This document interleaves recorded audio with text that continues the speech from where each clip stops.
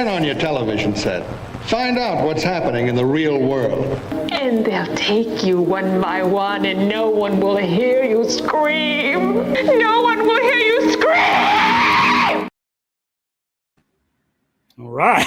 Hey, what is going on? We're back, man. And we got Dan, Fleshwound Dan with us, man. What's going on? Hey, guys. How's it going? Good to be here. And, man, if you've never seen Dan, man, got his channel linked in the description, man. And this American Gothic, man. This is going to be a good one, I feel like. He recommended The Velvet Vampire. I'm just putting it out there. He's blaming Dan for that one. Yeah. I mean, I got to admit, man, like, it kind of grows on. I think you got to watch it more than one time. Like, it's... It depends when you discover something, too, I think. Yeah. You know, like, did you find it just recently, or did you watch it when you were a kid? I think factors in. Yeah. Right. Well, yeah, because I'd never seen it.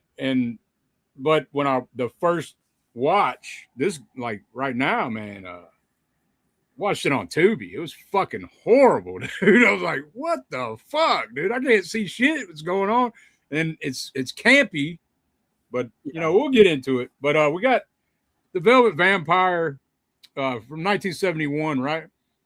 Yes. And then we'll be talking about Messiah Evil, which was shot in 71, but didn't come out till 73.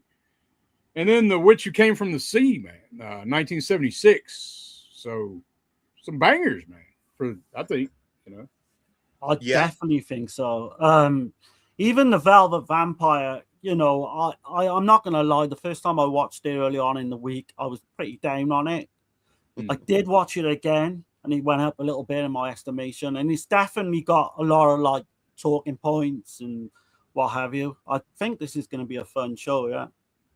Well, I say fun. Some of the subject matter maybe not so fun, but... Yeah.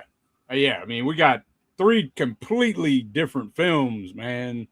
I'd say The Velvet Vampire is, I mean, all 3 are, I'd say, in the American Gothic, of course, but I'm saying, like, the Velvet Vampire is all about really seduction in a big way. Yeah. And it's probably the most dreamlike of the 3. You know, I guess you could argue Messiah, but anyway, it's more got that dreamy atmosphere. Messiah's got like this dreaded town desolation type shit going on, and then The Witch Who Came from the Seas, like psychological fucking horror from family trauma, you know. Like, it's fucking some deep shit, man, that last one. But man, I was not expecting that. Sorry, Dan, go on, man. Oh, no, that's okay. Witch Who Came from the Sea, I always pitch to people who haven't seen it as like an A24 movie before A24. And misleading is that as well. Yeah. The cover, it is pretty. I mean, it's kind of crazy, the backstory. We'll get all into it, man. We'll see who's in the chat right quick before we get going. Yeah. Let's see. We got Dan in here. What's up, man? What's up? What's up? You got my beautiful wife. Hello, beautiful people. Welcome to the chat. Enjoy the stream. Share the live, please. And I much appreciate that. Yeah. Oh, and before we get going too crazy, I just got to say, man, happy Father's Day, you motherfuckers. Oh, yes. Yeah. Let's see. We got I thought my son had forgot, actually, but he literally texted me about an hour before the show saying Happy Father's Day. Right. You got Texas is in here. What's going on, man? Hey, what's up, Tex? Texas is always in here, man. He's the man. Welcome to the panel of pain. That's right. Oh, yes. And we got you got Jessica in here. What's going on? Hey, what's up, Jess? And she just did a convention and like repping the channel and everything, man. So that's pretty cool. She's selling some art prints. I just linked her Instagram and Darren's Instagram in the description. So okay. Hit them up in the Instagram. Definitely hit Jessica up. Some of the artwork over there is outstanding. Absolutely outstanding. For sure. And let's see, we got Yeah. So we're kind of up right now. But yeah, man, I appreciate everybody being here, checking this out. If you're watching in the future, whatever. If you're watching in the past, I don't know how that works, but good luck. We'll be replaced by AI avatars in the future. Right. So. Yeah. That's the way it's going, I think. Yeah. Yeah. But man, kind of just wanted to like talk about the whole big reason of why I was wanting to do this shit, man, was because because I got to be honest, it was because of Messiah of Evil, and I was like, okay, well, there's a ton of American Gothic films, like, but man, I fell in love with that movie, like Messiah of Evil, dude. It's like I can't get enough of it, but it's just, I think this is three strong, different styles. Oh yeah. I think like Messiah of Evil for me, I only ever saw it on like a really bad print. Yeah. Like one of those 50 pack sets. Mm-hmm. Yeah. And watching it, man, the Radiance Blu-ray, it's like watching a different film. I've always liked that film, but it's just gone up for me. Yeah. Oh, that's a limited one. I haven't got the limited one. Yeah, it's great. It's a great addition. Look, I got the limited too, Darren. I feel like nice. I feel like it's one film that never gets mentioned much at all. Kind of. I think honestly, you're right though. It's because it was on a lot of those like 50 movie packs, and it wasn't always the best transfer in the world. Right. So yeah, the Radiance release is amazing. It's a movie that absolutely deserved a proper edition. Yeah, it's a great treatment, man. With the Radiance, you get like an hour documentary on American Gothic cinema. Then you get like a 22-minute. Kat Ellinger does a great job on little feature by her, and then there's a great commentary with Kim Newman and Stephen Thrower, man. Yeah. So it's a banging release, dude. Like it's got a ton of shit, and then you got a thick ass book comes with it. So it's shit, mine didn't get a book. Yeah, it's a badass release, but no, man, the American Gothic, man, is like you're dealing with decay and like the desolation places. Like I guess the difference between American and European Gothic is most European Gothics like medieval times, castles, shit like that. Here in America, it's more wilderness, suburbia, fucking in the cities by the coastal, like in a couple of these films is by the coast, right? So, but nah, man. When you say like Carnival of Souls would be one of the first, right? American Gothic film. Yeah, for sure.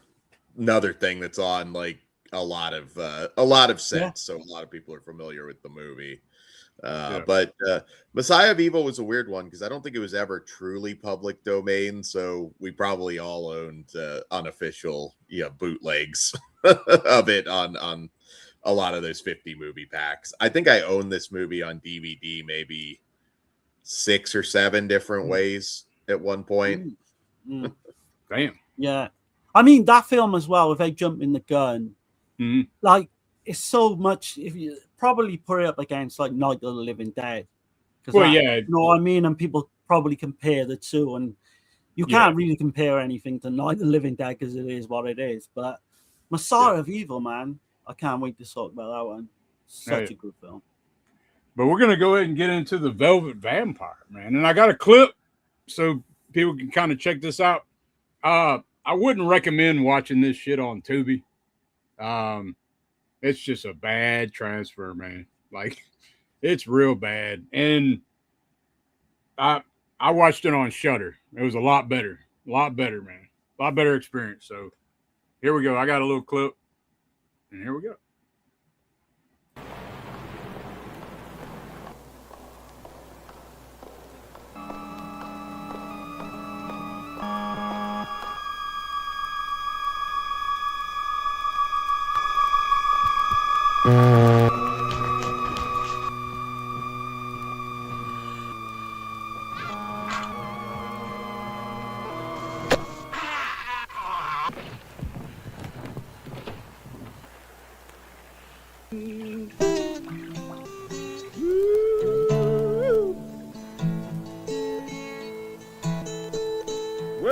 you can't do evil.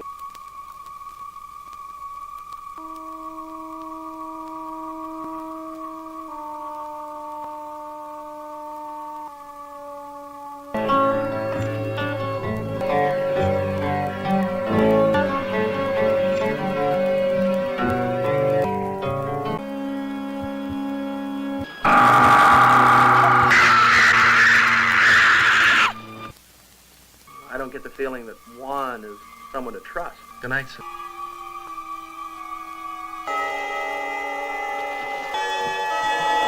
Hey, Susie? Susie, I'm right here, so don't play like I'm not. Get out of here. You need me. You're not what I need. Why did you kill your husband? I tried to leave him alone. Then why did you marry him? You need nourishment. I need more and more now. Something is speeding up inside me. Let me help you. I'll get someone for you. I'll bring one of my people. You're good to me, Juan. You've always been good to me. I wonder if she can feel it all. You are really down on her.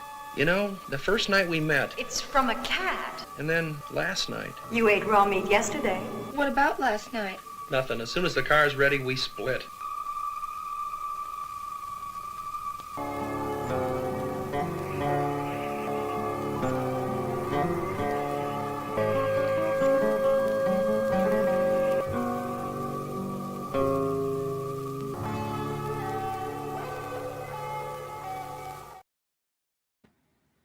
Oh yeah, so I didn't spoil nothing. I just kind of give you a little taste of what it is. Yeah, You can see there with the colors as well. That's what this film, like, Yeah. I think the best part of this film is the actual colors and the visual style. vibrant. Yeah. Mm. You couldn't This see wasn't that on that- for me, to be honest, early on when I first watched it, but it did Yeah. slightly get better on the second watch. Yeah, definitely. Was it the desert setting that turned you off, Darren? Because I know we're kind of used to the Gothic castles and Right. everything. This Not is a so sunny. much that. I just Yeah. found it very, and again, it just didn't click with me, but I found it very boring. Even though it's like a tight 80 minutes, I just found it a slog to get through. Not so much the second time, because I realized what I was in for.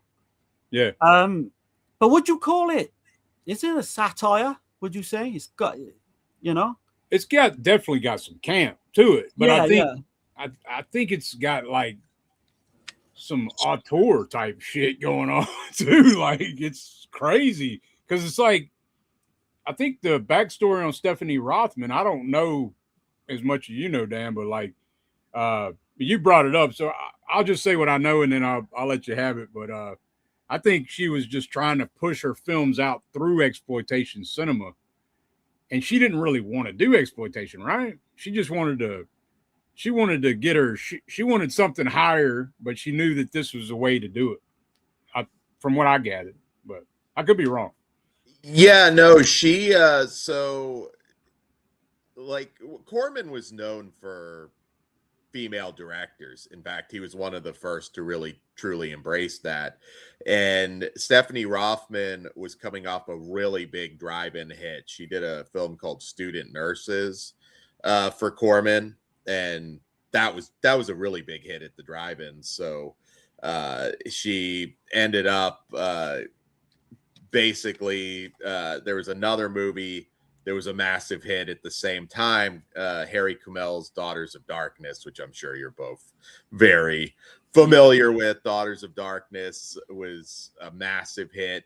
So between that and Student Nurses, they were originally going to do a follow-up called Student Teachers. They didn't get that job. The producer, Larry Woolner, said he needed to capitalize on Daughters of Darkness immediately. So that's kind of how this came about. Yeah, he needed another vampire film, I guess. They needed another vampire film immediately. Yeah, right. So I like it that it's kind of in the desert, though. It's once you get, once I watched the bad transfer and then I watched a good one, I was like, okay, well, it does got some Scooby-Doo type camp, like mixed in there. I gotta admit, the acting sucks bad. The acting was one of the Not worst. the lead, not the vampire. Celeste Yarnell. Yeah, she's not bad. I don't think she's bad. She's the highlight. Yeah, but the other two, the married couple, yeah. But I don't know if it's done. Yeah, so the married couple, you got like Michael Blotchet, I think you can call him, plays Lee Ritter. For me, throughout the whole film, he just completely loves himself. You can tell when that camera's on him, he's taking off his top whenever he can. He's naked in a lot of scenes, but he's waving his hair back, and you can just tell like that guy fucking loves himself. In terms of his love interest, well, there's two, I guess, but Sherry E. DeBoer plays Susan Ritter. Yeah. She was apparently kind of a pain in the ass on set, behind the scenes. I don't know if Dan's got any more on that or. It's funny because in the audio commentary and I believe elsewhere, Celeste had basically hinted. I think if you don't have anything nice to say, don't say it at all, kind of quotes when it came to her. Sherry DeBoer is definitely not the greatest actress. She's pretty. She's pretty to look at. Yeah. But it's very. Michael Blodgett just has this vibe about him that. Yeah, he does. He seems like an actual asshole, which probably helps in some roles, but. I know he used to be married to Meredith Baxter, actually, before he passed. Okay.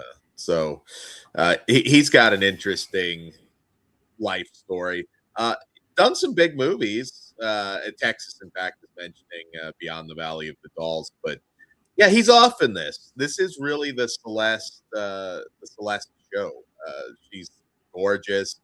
Star Trek fans will probably remember Celeste in a very iconic episode of the original series called The Apple. She's iconic if you're a Trekkie. And she's beautiful. Just that flowing red gown in this. I mean, she really makes it work. But I never feel a whole lot of like empathy or suspense because, our couple is not likable, really. They just feel off. They're not, and it's weird how they try to do that at the beginning too. Like, so they're in the beginning, and they're acting like they don't know each other. I guess they're playing that kind of game, but they don't flesh it out good enough. Like, then it's like, oh, they're married, and you're like, what the fuck? I was confused by that. Yeah, in the kind of that's one thing threw me off. It's right out the gate. I was like, huh? What the hell? But I don't know. It's I do love the shot though when she's like after she kills the dude with the mirror and she's by the fountain after she washed her hands off and shit, and you can see she's a vampire, but she can see her own reflection, like the old tropes where vampires can't see themselves and all that, and she can go out in the sunlight and shit like that, and she don't have the canines, like I don't know. Yeah, it's a good little twist. So it kind of like, as I'm watching, I was thinking, is she really a fucking vampire? On the first watch, I'm wondering, like, is she really a fucking vampire, or is she just, But she's definitely got this trance that she's putting people under, like fucking automatic. The charm is working. She's superb in that lead role. I will say that. Yeah. That opening scene as well that you just showed when she gets attacked by that biker, that's done really well. And I think this film, it's very arty. Yeah. It looks like $1 million. I'll give it that, because I don't want to come on you and just completely shit all over the film. Because on second watch, it's I do kind of warmed a little bit to it on second watch. Yeah. But yeah, I just feel for me it was just a little bit slow. Yeah, not much happens, and they keep giving you these obvious hints that she's a vampire, which this couple just does. They're oblivion to it. I don't think they work it out until like nearly an hour into the film that she's a vampire, which is crazy. But I think it's all done. If you look at it, because a lot of it's done tongue in cheek. There's a lot of humor in there as well, which didn't hit for me, but I was also reading that it's a big staple in like lesbian vampire cinema. So I don't know. I don't know. Did y'all get that vibe? Like, really? Yeah, it's like was it Vampires Lesbos come out the same year? So that there was but I mean, like going on. I don't know. I mean, maybe I just didn't. I don't know if they fleshed that out well either. Like as far as like her, after the girl. Like I don't know. I never really felt like she was exactly important to her. Right. I mean, I guess a little bit towards the end because we get this crazy chase scene that I'm sure we'll talk about. Yeah. Because I always have found the ending to be hilarious. It's very awkward with some of the extras, obviously, that weren't professionals, and they're laughing visibly while they're shooting the finale. Just some random flash mob. Here, grab a crucifix. They're just all like crazy. Just out of nowhere, she kind of sees this kind of what is it? This monument, is it, or something with like it's like a big statue of a cross, and she's like frozen. And then everyone seems to have a crucifix handy, and they go running after it. She ran right up on a crucifix shop, pop-up shop. Like they're selling them right there, And she starts throwing them to hippies and shit, and everybody just starts grabbing them and like, let's get her. Like, what the fuck? Let's chase this random woman who we don't know and has done nothing, and let's just chase her with crucifixes. It's a silly ending. I wouldn't say that the movie. I mean, I do think it's a really well-made film.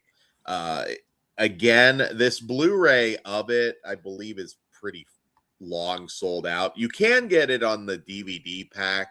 With like Lady Frankenstein. I think that you can still come by.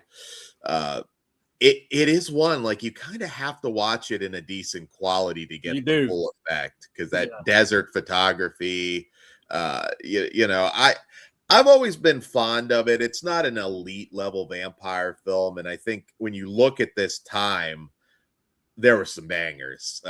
Daughters of Darkness, like you said, Vampiros Lesbos, a personal favorite, and it doesn't go like too hard on the exploitation. There's nudity, but it kind of keeps it a little more classy. And coming from Corman, it's a little bit of a surprise, because I know in fact there was the star Celeste. He was very impressed. He knew he had a potential breakout star with this film, and he loved her so much he offered her a lead role in a women in prison movie that he was going to be doing in Costa Rica, but she backed out at the last second to take a role in Michael Wincott's The Mechanic from 72. But it was a small, great film. But I knew I've seen her in something else. It was a very small role. And she took it because she was promised a major role on Michael Winner, the director's next film, Scorpio. And unfortunately, she didn't get the major role she was promised. So she said she probably made a big mistake. She could have gone and maybe done a whole string of Corman movies, but she wasn't called back after that. But she also said, like, I may not have wanted to play like the lesbian warden and have to get much more naked in future Corman movies. But she was okay with the nudity, or didn't she want like a close set? I was reading. There's a hilarious story where I think everybody was, a gentleman as far as shooting the nudity, but she said Michael Blodgett in his scene, he put masking tape on his dick, like to cover it up for the scene, and I guess it like ripped, so it caused some issues because it like ripped off his pubic hair.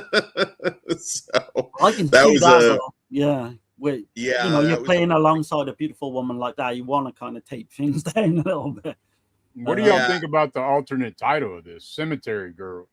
Yeah, I was going to say a lot of people probably saw it under that title Yeah. because I believe that was on a few double features under that title as well.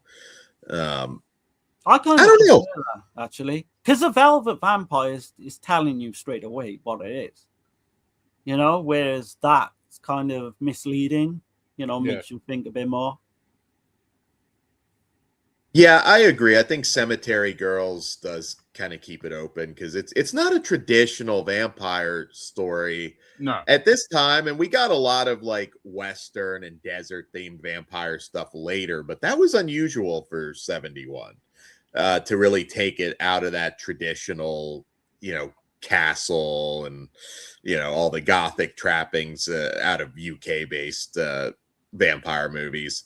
And yeah, I don't know. I've never been too thrilled about the sunlight doesn't kill him angle. That confused me as well. Yeah. Yeah, I'm not a big fan. I remember seeing it in something when I was younger, and it always put me off. I was like, what the hell? I mean, you could even talk about the Twilight movies, right? They glitter in the sun.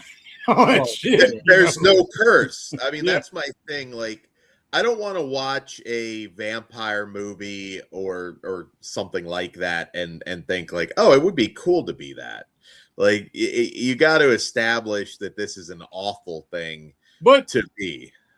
At the same time, Dracula though could go out in the sunlight as well, right? I mean, they play around. It depends on the movie. Yeah, that's you know, they do play around with it a little bit, but I'm like. Okay, so just because you took off her veil or her shirt, took her cape off and shit. Yeah, like so now it hurts her. She's in the desert. There's sun hitting you from all angles. It's going through your clothes. I mean, yeah. I always thought that was kind of lame, but other movies have done it. I've talked before, like Frankenstein's monster and some more modern movies where it's like we're just gonna put a couple scars on his face. I was like I Frankenstein. I'll take a scar across my face if I look like Aaron Eckhart and I'm immortal. You know, like I'll be fine. I can still, you know, pick up the ladies with the scar across my cheek. You gotta make it, you really gotta sell that this is a curse, this is an affliction, these are broken creatures in a lot of ways. And yeah, I never liked. I get like, okay, maybe garlic doesn't hurt them, or that's a little hokey, and you play with the lore a little bit. But sunlight's a big one. Franco does it too, though. In Vampiros Lesbos, she's all in a damn bikini, you know. Franco did not care. You know? Yeah, Franco was. Yeah, it is cool though. Like these three are kind of like in that summer vibe, though. Like I would say, too. You know, so yeah. It does have that going for it. Yeah, I mean, it's a. Do y'all get the Scooby-Doo vibes though off this fucking movie? I didn't get Scooby-Doo vibes. No, I got just the look and the way they I don't know, man. Just that time. I don't know. It does. Go on. Yeah. No, I was gonna say it does kind of feel like Sherry could be Daphne and Michael could be. Oh, it's terrible. I'm forgetting. Fred. I'm not a huge Scooby Doo, but I was just saying, like, just the blonde guy. Yeah, Fred. Fred. Yeah. The original title to this was Through the Looking Glass. Right. Which is kind of interesting. I do like that shit. When she's looking, like the close-up shots of her eyes, and she's looking at them, and it's almost like she's projecting fucking dreams or nightmares into them. It's like her power. That's what I get from the shit. I don't know, but that shit was cool. I thought, like, it's definitely original. I would say, even though it's got its own kind of originality in certain things that we just mentioned. You know, that's Celeste Janelle. She'd recently given birth before this film, so that's why she was a bit. Wanted like closed sets and that when she's doing her sex scenes. You've got the blues musician Johnny Shines is in this as well, performing Evil-Hearted Woman. I don't know, that didn't work for me. Did the same track work for you, Dirk? Oh yeah, man. That's it's southern. That's got southern a blues weird, right strange there, kind of vibe to it, doesn't it? I dig the blues, man. I do, man. That's some southern style type blues, like Mississippi Mud type shit. You know, I don't know, man. I dig it.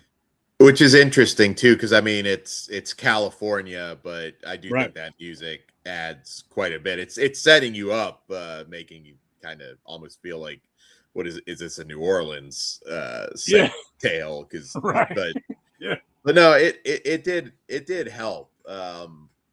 This is, again, it's one of those movies, and I remember I never was a Laserdisc guy, but I did have a friend that owned this on Laserdisc, and I can't. I think I don't remember if I rented it or whatever, but I saw the art, and Celeste is always stuck in my head because I watched it, and again I remembered the Apple episode of Star Trek, and she is very beautiful, very striking. This isn't among the elite vampire films of the time, but I do appreciate that it is different. And I thought it was paced pretty well for me. I never clock watch with this one, but you could be looking for a lot of different things from a vampire movie that this may not give you. So I get it. It would have really helped if Sherry's acting was on par with Celeste's, because when they're on screen together, you can tell it's like you're dealing with a real pro and then an amateur. Yeah. Oh yeah. I mean, like, and even the guy too. I mean, he's like, damn.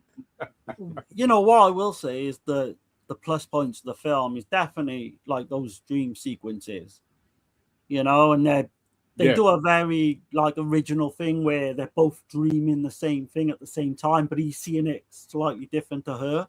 Yeah. Which is kind of interesting. I do like the way they did the ending as well, where it's literally her trying to get like blood transfusions out of people, you know. They tried to put a little different spin on the vampire thing. But yeah, I just, you know, I'm not gonna come on you and shit on it. It just did not work for me. But her sleeping in the grave, though, like sleeping in the that's kind of creepy. Yeah, in the coffin, like that reminded me of Edgar Allan Poe, straight up. Because I know Edgar Allan Poe did do that. Like he slept on the grave of you know, I think he had 2 or 3 women that died, and he'd go sleep on their grave. Like that's what it reminded me of, and I kind of think that might be what they were going for, but I don't know. I'll tell you another thing with this side it. Yeah. Is some of the scenes like play out like slasher scenes, you know, where you've got that guy he's hung up and he, like, do you know what I mean? He hangs down, and the opening is almost done like a slasher film as well. Oh yeah. And this was 71, so it kind of got all different elements. It's mainly a vampire film, obviously. That dude is stupid as hell. Like, because when you're watching it, like, you see her walking down the street by herself, and then you think she's gonna get, you know, something bad's gonna happen to her, and it gets turned around. But like, what did dude do? He just dropped his knife, and she grabs the knife, stabs. I don't know. There's some weird shit going on in this movie. I gotta admit, there's some really weird shit with it when they're in the mine, and Susan's being attacked by a fucking bat. I was thinking, the first thing you think of is Fulci, innit? House by the Cemetery and what have you. But yeah, I mean, there's some good stuff in it. I was surprised they convinced her to have that rattlesnake. Yeah. Yeah, man. That scene too is cool. Kind of silly where she's sucking the poison out and spitting it out and shit. I mean, it's a dead giveaway there, isn't there? That she's a vampire. What? Like all the way through, they're giving you these massive hints, and this couple's just oblivious to it. Like, and why is she clearly obsessed with the couple because she wants to literally sleep with the guy? It's not really mentioned because they all meet up in the gallery, don't they, at first? Yeah. But then she randomly invites them to a fucking house out in the desert. Right. It's not really. It's only touched upon. And he's not even hiding the fact that he's gonna, Oh no, he's a right. He's like, oh, what's the big deal? Yeah. I got laid. So what? But she's out sunbathing, and he's trying to get it on with her. Yeah. Like, it's Yeah, I was gonna say he did not care about her potentially catching him. It's just like, hey, you just chill by the car. I'm gonna go fuck her here in this open air. It's almost like he's doing her a fucking favor being with her. The blonde wife or whatever. Yeah, but, yeah. Oh, it's man, hard to get an emotional attachment for our two leads. And then between the both of them, I mean, it takes them a very long time to figure this shit out. Like they got to be the dumbest fucking couple in the world ever in film history. I don't know, but they're pretty fucking stupid. Yeah, they are. Even Caesar eating the fucking this raw liver, and even though he says, "Oh, what you do it," and I'm sure he still doesn't twig by that time. I guess you could argue the fact that she's got him charmed, like the vampire ability of charming in the trance, and even the wife she charms towards the end. Right. What about the bed, like the sand bed? That was kind of cool. It was different, wasn't it? Just the bed completely made of sand, and that shit reminded me of some video back in the day on MTV and shit. The dream sequences and shit. Yeah. You'd see shit like that in videos, man. Just a random fucking bed out in the desert. But no, I'm interested to see how you both rate this one, though. So I know Dan's going to be pretty strong. But again, I don't want to jump the gun. Have you guys got anything else you want to mention on it? Michael being an asshole. Even when she's right there with them, he's almost trying to get to second base with the girl. Don't even hide it. He doesn't even hide the fact. He doesn't hide it at all. It's just pretty much he might as well have just grabbed her breast in front of her or something. He did not care. And I get it. I get where people will have some issues with this movie. I still think Stephanie, it's pretty well made and I enjoy it, but some of it is nostalgia, and that'll be reflected kind of in my my rating, because it's not a must see, but I do think it is worth seeing if you're a fan of vampire films. But that's probably the thing for me as well, because I'm not a big vampire guy anyway. Right. So maybe that kind of I warmed up to it once I seen a better transfer. I did want to mention that Diane LaFanu, so that's a direct nod to Sheridan LaFanu. Carmilla. Carmilla. And then later on, we find this Carl Stoker guy. Of course, you know who that's referencing, Bram Stoker, right? But and then the budget, man, was like $165,000. So I mean, they did well for that. Just the visuals alone. It looks like a proper movie, and the cast. There's not that many people in the cast, is there really? You think about it, just you got half a dozen or less so. than 10, right? Yeah. But no, man. Go ahead. Oh no, I would say it is a small cast, and there's some spotty acting by some of our the other cast members that aren't in it very long. There's that awkward moment where she's running to get help at the car and she's in a bikini, and it's kind of hinted that this guy is going to kind of try and do something to her. It's a very awkward interaction. It doesn't go there, but some unusual scenes. The whole finale is where I think a lot of the comedy comes in. You could do a Benny Hill track when she's getting chased through the airport, and, right, and all just the random flash mob with crucifix weapons. It's bizarre, that ending.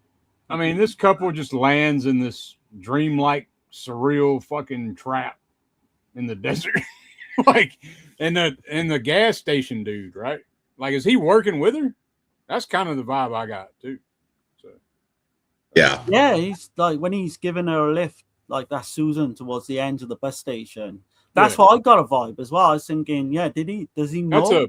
That's a pretty, like, we see that trope in a lot of films, right? Like TCM, and that's what I thought of, like when that scene come up. Yeah. And Hills Have Eyes. Not the remake of Hills Have Eyes, I guess. I don't know, but anyway, yeah, man. What do you think, Darren? What do you give it?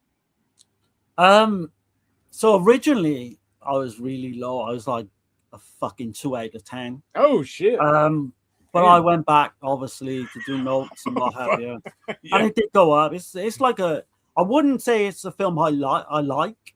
Yeah. But I can appreciate it for what it is. It's like a 4 out of 10 for me. Oh, okay, all right. It went up, man. It went up for me. So it's like right 5.5, 6 out of 10. But it's that damn fucking theme song stuck in my head right now, dude. That in the dreamlike sequences, that dun dun dun dun dun, that shit is stuck in my head right now. It's like it grows on you, man. It grows on you. And the reason is I love that shit when she's looking through the mirror and she's like just sitting there, she's waiting, you know. I don't know. I dig that shit, man. And what you see the skull and then the bright red shit that she's wearing, I don't know. That's just fucking vampire shit. I love that shit, man. In that time, you know, in the 70s. But what do you say, Dan? I know you probably got this a little higher. Not much. I'm giving it a 6 because it definitely has its issues, but I think it's worth your time. Yeah, if you like vampire movies of the era, it's a little bit different, and even the goofiness, I don't think kills the movie. It might even make. I could definitely see the cult status. Why this is like with the audience, right? Yeah, I could see just a fucking, you know, at the drive-in or whatever, like back in the day. Man, I bet people were fucking just laughing their asses off, getting drunk and shit, whatever they was getting high, whatever. Fucking the satire actually worked well second time watching. Because I kind of got it then. Do you know what I mean? Yeah. Whereas the first time I was like, I just couldn't get it. I didn't get it, what it was trying to do, whether it was trying to be funny in places. But second time I completely got the satire and the comedic elements. Right. It did well for Corman. I mean, he wanted Celeste Yarnell to be, a regular for him. He wanted to put her in lead roles. She said she never heard back after she backed out last minute out of that project to do the Michael Winner film. And you do kind of wonder what might have been. I would have liked to have seen the Celeste Yarnell Women in Prison movie and whatever else he had in definitely store. Sign me up for that. I meant to ask you, Dan. Definitely. Oh, go ahead. I was going to say, Dan, I think Stone and Lorne did a commentary track for this, didn't you? Or like a stream? I did not, but yes, I believe Stone and Lorne did. I can't remember who was on that. Jay, do you know, do they really like the film? Because I think Stone does, doesn't he? I was wondering whether Lorne. I can't recall, but I'm going to guess Lorne at least likes it. I think he did, yeah, actually. Yeah. Yeah, it'll be interesting. Obviously, he's not in the chat or anything, but if Lorne's watching this, to let us know, what his overall thoughts on that. But now we're going to talk about something fucking major, I think. Let me get to the chat right quick. Yeah. Then let me catch up with the chat. See where we was at. All right. Texas dropping Dan's channel link right here. So y'all check them out, man. They do a ton of shit, man. Everyone go over sub and all that good stuff, man. Yeah. A lot of good content, man. They cover a lot of different stuff. So throughout the week as well, it's not just a weekend thing. They do stuff all the time. Yeah.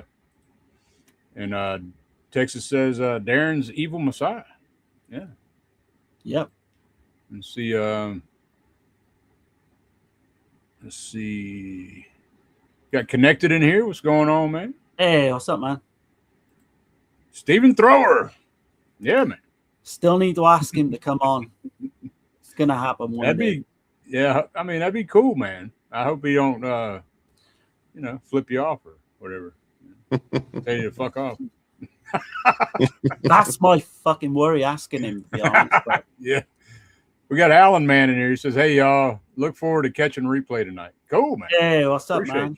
Thanks, thanks for that. Yeah. I appreciate everybody in here, man. Oh yeah. Awesome. Texas says, interested in seeing Michael Blodgett from Beyond the Valley of the Dolls in this. Nice.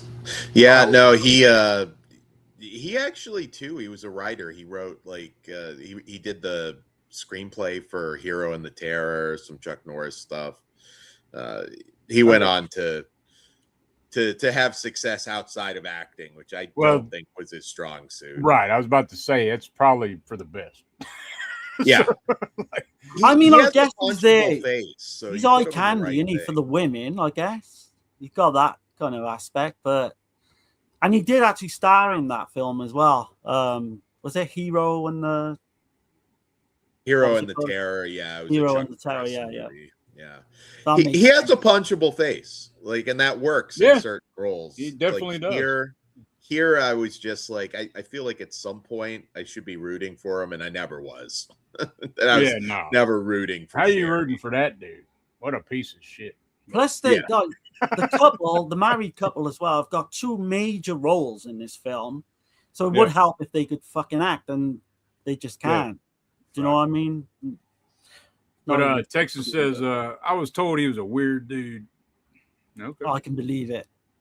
Yeah. I can believe it. But man, I guess we're going to get on to, I got another clip, and this one's a little longer. It's Messiah of Evil that we're going to get on to, which it also has about 40 other names.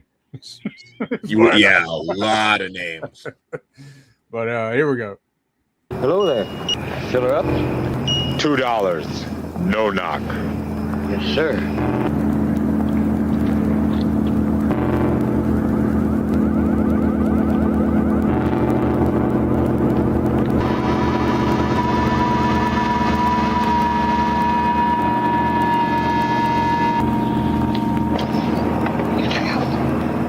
The machine's broke, lady. Don't you have any cash?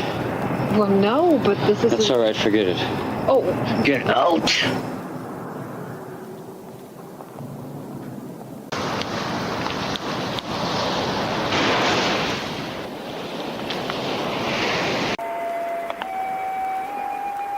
Father?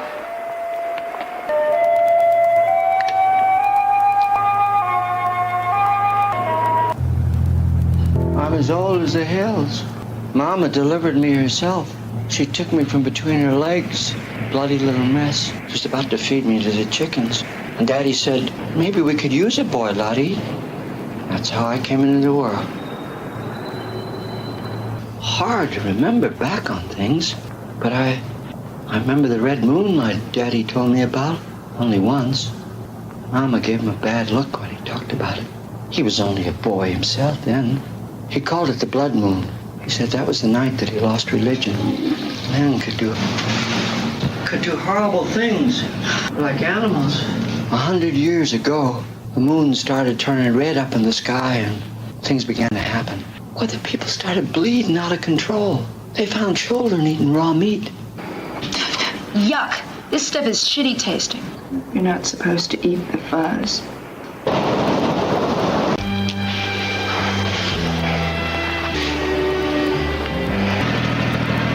Want a ride? What the hell? You can, let me off in town. Everybody was out there tonight, even the little creatures. Beach rats.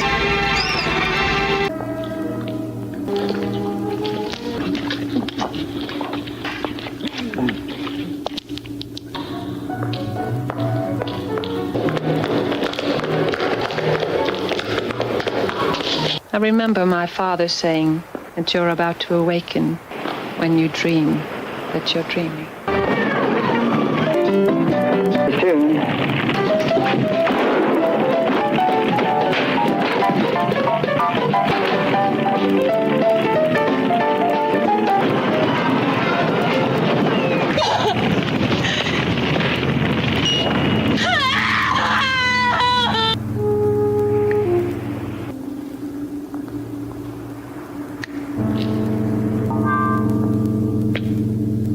He told the hunter that he had been a minister and had come over the mountains with the Donner Party.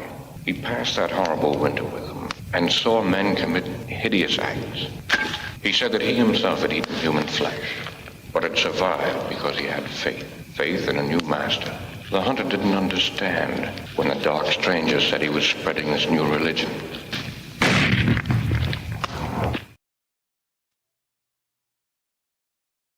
No Dirk. No, we lost him. We lost the main co-host. Yeah. No, what a film this is, man. Just going back to this, watching it as it should be watched, you know, instead of that grainy, shitty 50 pack.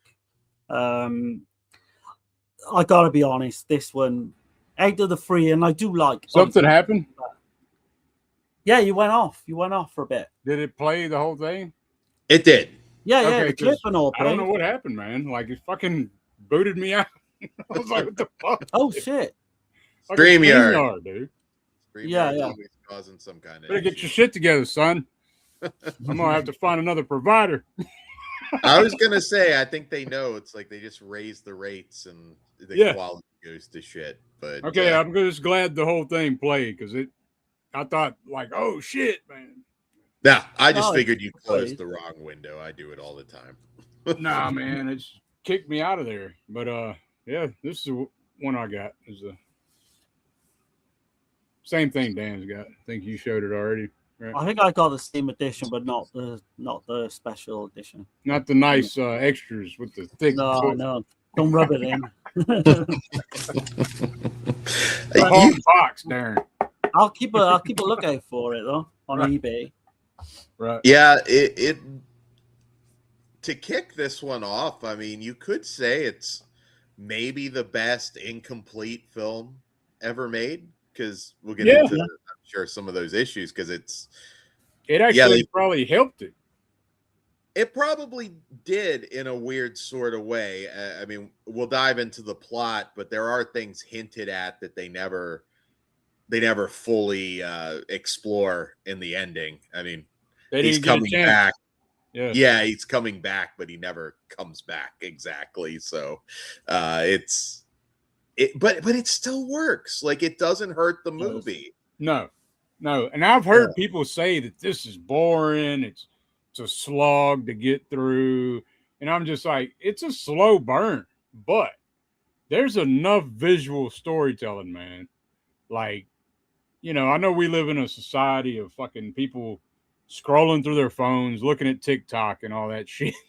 You might not be able to watch this shit, you know, if that's the case. But if you can sit through I mean, this is not a 2-hour movie. It's what 90 something minutes, I think. Hour and a half, right? Yeah. Roughly, yeah. So, but man, it has a lot going on. And it's, I don't know, man. You can definitely tell that they're influenced by Italian cinema, by European cinema. Yeah. They admitted, they openly admitted it. And this is Suspiria before Suspiria. Like, in a way.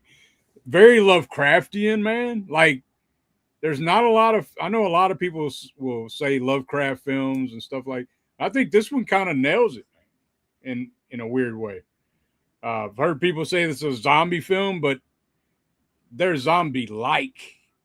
They're not necessarily dead. It's like they've been transformed by this blood moon god thing, you know? And I just love the whole fucking thing, man. This woman basically is looking for her father. And she comes to this Point Doom, which, you know, sounds like Point Doom. Like, you know, her father's not there. He's got all these crazy murals all over the fucking house. So it's kind of a mystery. She's trying to find her father, and everybody in town's fucking weird as shit. Like even the gas station before she gets to town, the dude's shooting at something in the darkness. Like he's like, "Oh no, it's wild dogs," I think he said, or something, and it's just like he's just blasting away like it's the most normal thing in the world. It's just average. Yeah, we just do this shit every day, right? This film influenced a lot of films that were to come. If you think about it, The Evil Dead, I know Dirk mentioned back last week, dude, with the narration and the tape playing. When you hear her, but not only that, once you say that, because you hear at the very beginning, and she says one by one. I was like, holy shit, dude! It clicked this time. I was like, that's fucking The Evil Dead, man. Like, me definitely saw this film, and in the cinema with the girl reaching her hand out like that. Yeah, I was getting the Evil Dead vibes. You think Lambert the Bar of Demons as well in that scene? Sure to have influenced this. Yeah, it's sure to have influenced that. Definitely. I think for me, like, this is kind of like a mini kind of masterpiece. Dan hit the nail on the head saying, because it wasn't finished. There was a lot to do with Willard Huck and Gloria Katz, I believe. They wrote the film. Co-wrote, they actually directed, wrote the film. Produced. Yeah, they wanted to have another director, but they kind of did it themselves in the end. But then they had a fallout with the production company, and they got kicked off the film because all that stuff in the cinema, they wanted to have another film playing. They were playing some fucking Sammy Davis Jr. Western or something. Go West. Yeah. That wasn't even completed at the time, that film. And Gloria Katz's brother's the cinematographer, which I think he does a great fucking job. He did what else did he did Switchblade Sisters in 75. He did, and Student Teachers. In 73, he did Dirty O'Neill. I haven't seen that one though. Is it a crime comedy? I don't know. I don't know. But I think he does a fucking phenomenal job, man, with the fucking cinematography. Oh yeah. No, and the movie you're actually mentioning, it was not out at the time. It was called Gone with the West, and it was James Caan, Sammy Davis Jr., Stephanie Powers, Aldo Ray. It's a great cast, but it was actually re-edited, and put out in the late 70s as Little Man and Judd McGraw. But it was shot in 1969 as Man Without Mercy, and it's one of those ones you see Messiah of Evil, and I was like, what the hell? Wait, where's this Western with Sammy Davis Jr.?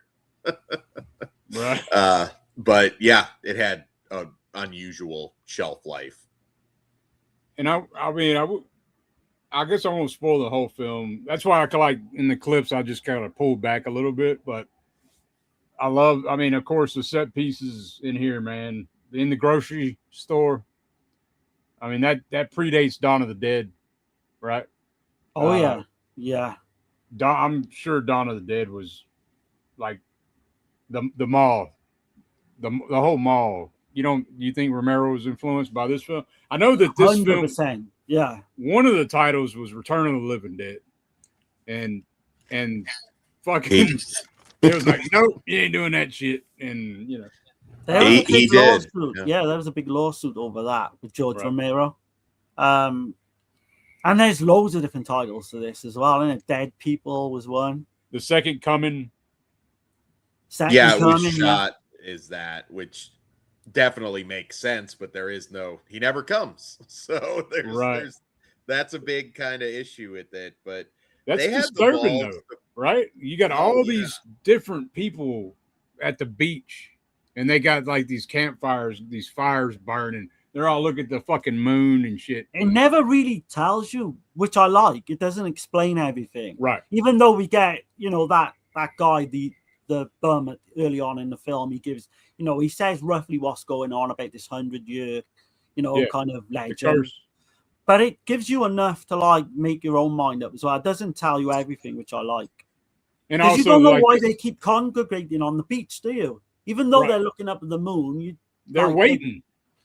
Yeah, That's what, it's almost like they're the doing albino it. guy says, are you coming from the waiting? Yeah. The moonlighting. What a creepy son of a bitch, too. That that Perfect, actor is perfect, his yeah. name is Benny Robinson. Yeah. And he never did anything else. I can't find any information on him. I'm assuming he's probably passed away, but one film and that was it. What a striking and creepy looking guy. No offense to him, but like, Yeah, he's man. No, fantastic. he's great. He's fucking great, man. He pissed the director off though, because the director wanted him to look in the camera. Yeah. But where his eyes are just all over the place. That's what he was like, obviously. Well, his eyes. He can't focus. I can't think of that what it's called, but there's that actor that's in that movie Identity. Yeah. His eyes do the same thing. I forget what that's called, but it is creepy though when you see that shit. And he is an actual black guy, but he's an albino, which is it just gives it this.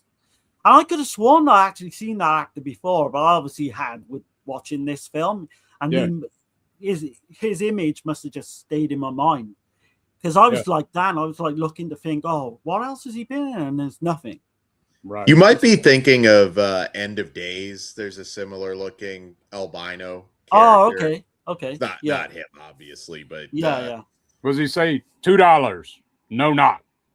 Yeah. The fuck does that mean? I don't know. I mean, the cast to this is like an amazing cast too, as well. You got Mariana Hill. She plays Ality. She was in Blood Beach, Schizoid, The Godfather Part 2, The Baby, Death at Love House, I think with Robert Wagner. I was surprised. You know, she's still obviously kicking now in her 80s, 84 years of age. But I was surprised because she's one of those faces I didn't really like remember her in Schizoid or Blood Beach or what have you. Do you know what I mean? Until I saw it, until I was looking up her filmography. Right. But yeah, man, she does a great job, I think, in this, right from the word go. But the whole cast, mind, you've got Michael Greer plays Tom. And that guy, there's something off about that guy, the Playboy.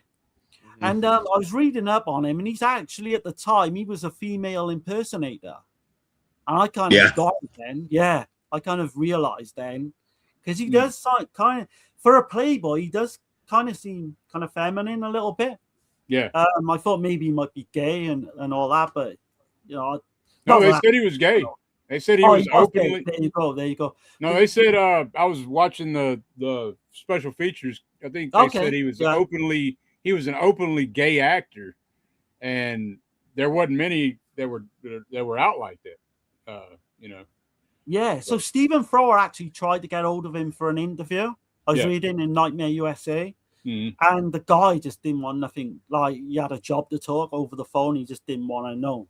He didn't want to do any interviews to this film or anything. Just looking, one of the standouts as well is Elijah Cook Jr. He plays Charlie, the old bum, at the start of the film. Oh, yeah. People know, you instantly recognize him from Satan's Yeah, Lot. man. He was in the one thing I noticed him right out the gate is a Stanley Kubrick film, an early Kubrick film, The Killing. Oh, okay. Yeah. He's got this, he's kind of like a cook, I guess you'd say. His wife is like, fucking treats him like shit. But it's a very familiar face. He's been in a ton of shit. But yeah, he's an iconic actor. I mean, Big Sleep, Maltese Falcon, Rosemary's Baby, House on Haunted Hill. Yeah. Like, he's really one that if you ever want just somebody that's like traumatized, he's got that on lock. He's just a guy that they get shit on, stepped on quite a bit in most his roles. Like, I don't know, but nah, man. So the other titles for this film in Brazil, this film was known as Zombies of Evil. And in Belgium, it was known as Messiah of the Evil Dead. So I was like, Messiah of the Evil Dead, huh? What the fuck? It had releases like 10 years after it got. So this you got Revenge of the Screaming Dead. You got y'all said dead people. Deep Swamp, Night of the Damned. Right. That was the UK, I think. Deep Swamp. That I believe was the UK video release. Yeah. But it's crazy that these was it Gloria Katz and Hike? How you say his Hike? William Huck, I believe. Okay. So he was it's crazy that they did it. Howard the Duck.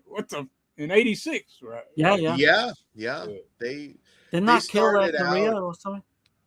They started out with John Milius and George Lucas. Yep. They were kind of in that wave of California filmmakers, and obviously it didn't go George Lucas level for them, but he went on to do Howard of the Duck Howard of the Duck. Howard the Duck. Yeah.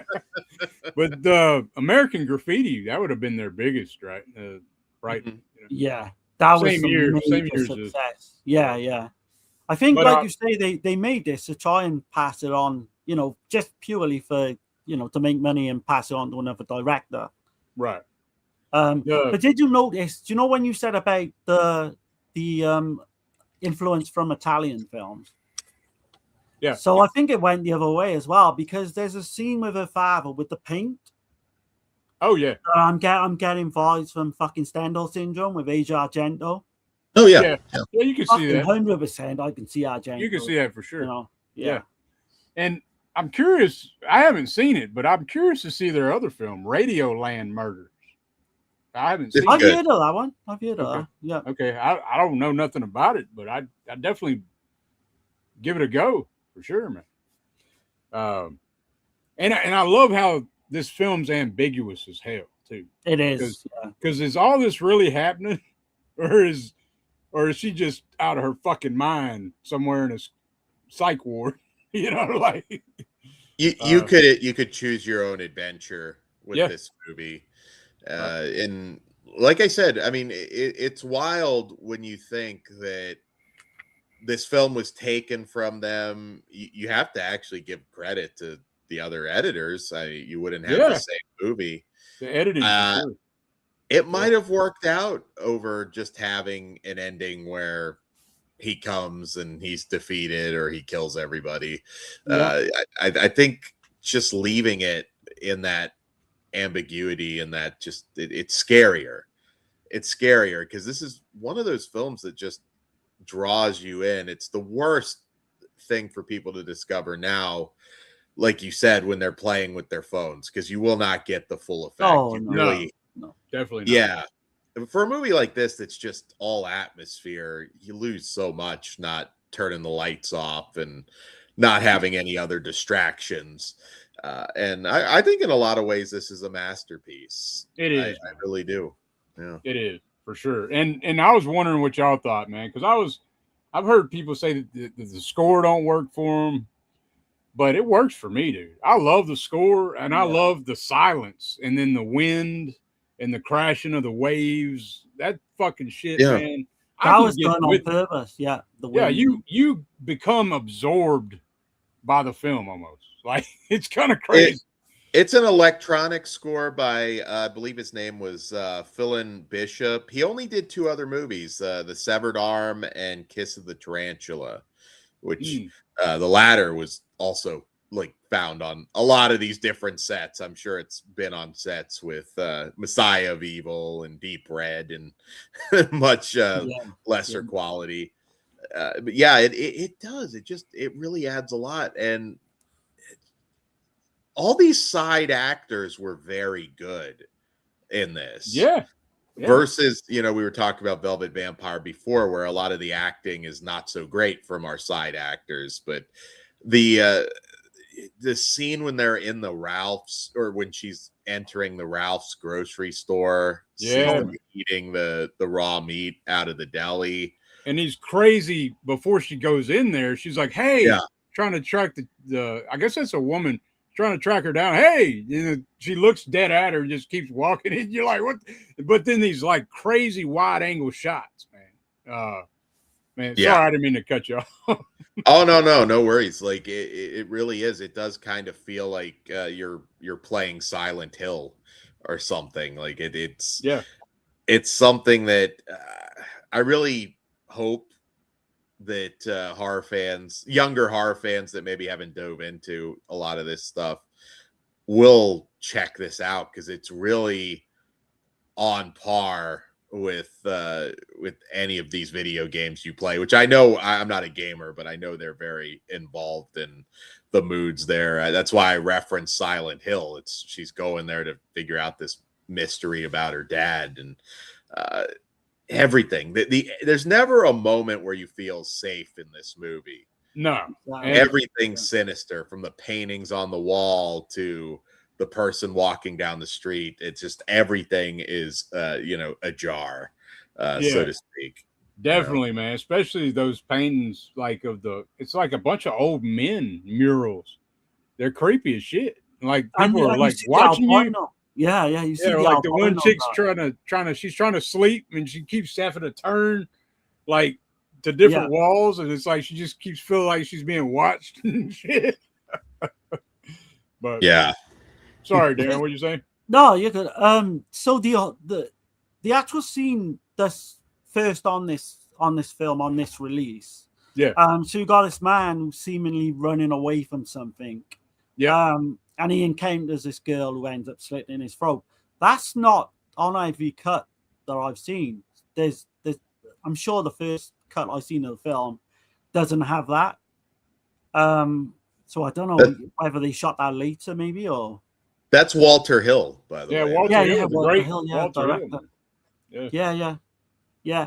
But I mean, it just starts off in such a like creepy, like you say, unsettling way, and never gives up. It's just like that all the way through. With I love the old narration. It's basically telling you what you're in for, because the little girl's like comforting him with her hand. Oh yeah, and then she just slices the shit out of his throat. You're like, fuck. Oh yeah, just that whole narration. When she's in the insane asylum, which obviously they jump to later on, but man, it's just so fucking creepy and unsettling. But you've got to sit down. Once you give it like 5 minutes, it will hook you in, and you'll be there right to the end of it. Right. Now, I'll say this is not for everyone, because I told Tasha, I bigged it up real big and to Tasha, and she's like, she couldn't do it. So, like I said, it's not for everybody, but I would definitely say this is not going to be for Tasha.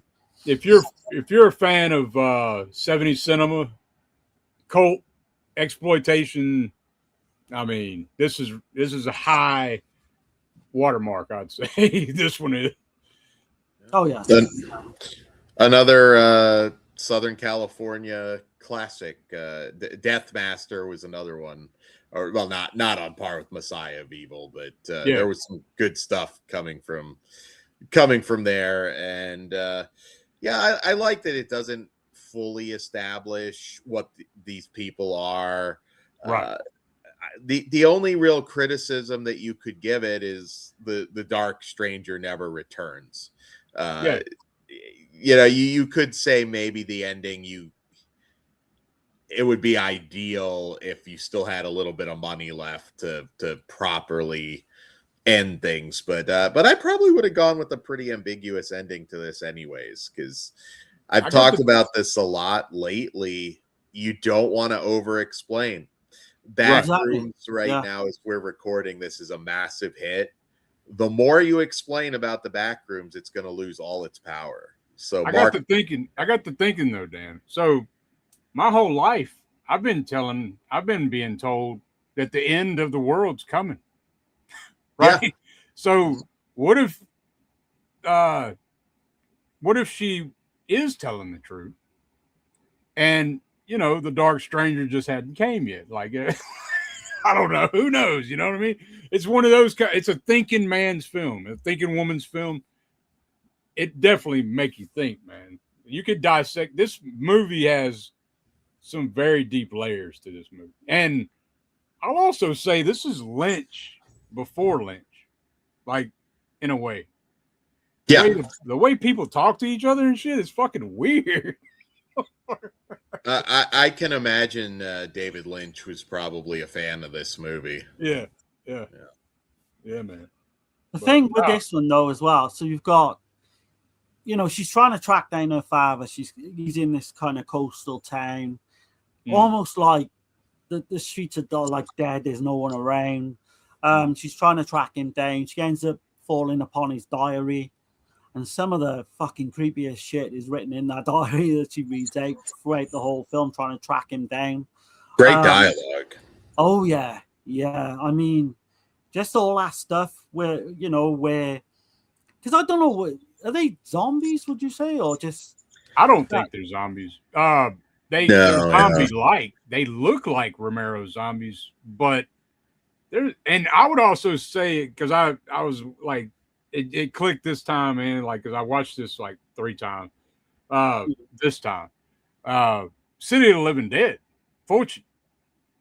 Yeah, the blood coming out of the eye like that, you know, and but that's what makes it unique. You do get that part of the story though, because the bum guy Charlie, he's telling you that the Blood Moon and the Dark Stranger, like we hear about the Dark Stranger later. And, you know, somehow these people have been transformed. Like the children, all these people went into this canyon and they come out and fucking shit. And then all the children start eating fucking raw meat. Like, you know, so they're not necessarily they didn't die. I just think they were just transformed, kind of, you know. A lot of weird things going on where one of our characters touches a hot stove and doesn't feel it. Like it doesn't really tell you exactly. And they can talk. Yeah. They can talk, communicate. They fucking run, fucking like all that shit. So, you know, I don't know. They're definitely not the walking Romero zombie. So. Yeah. But going back to like the influences, right? Even like a small film like Class Reunion Massacre, right? You've got the boy comes out to sea at the beginning of that film, the Redeemer. Yeah. Like, surely that's some kind of influence from this film. You've got the blue tint, definitely reminds me a lot of Inferno.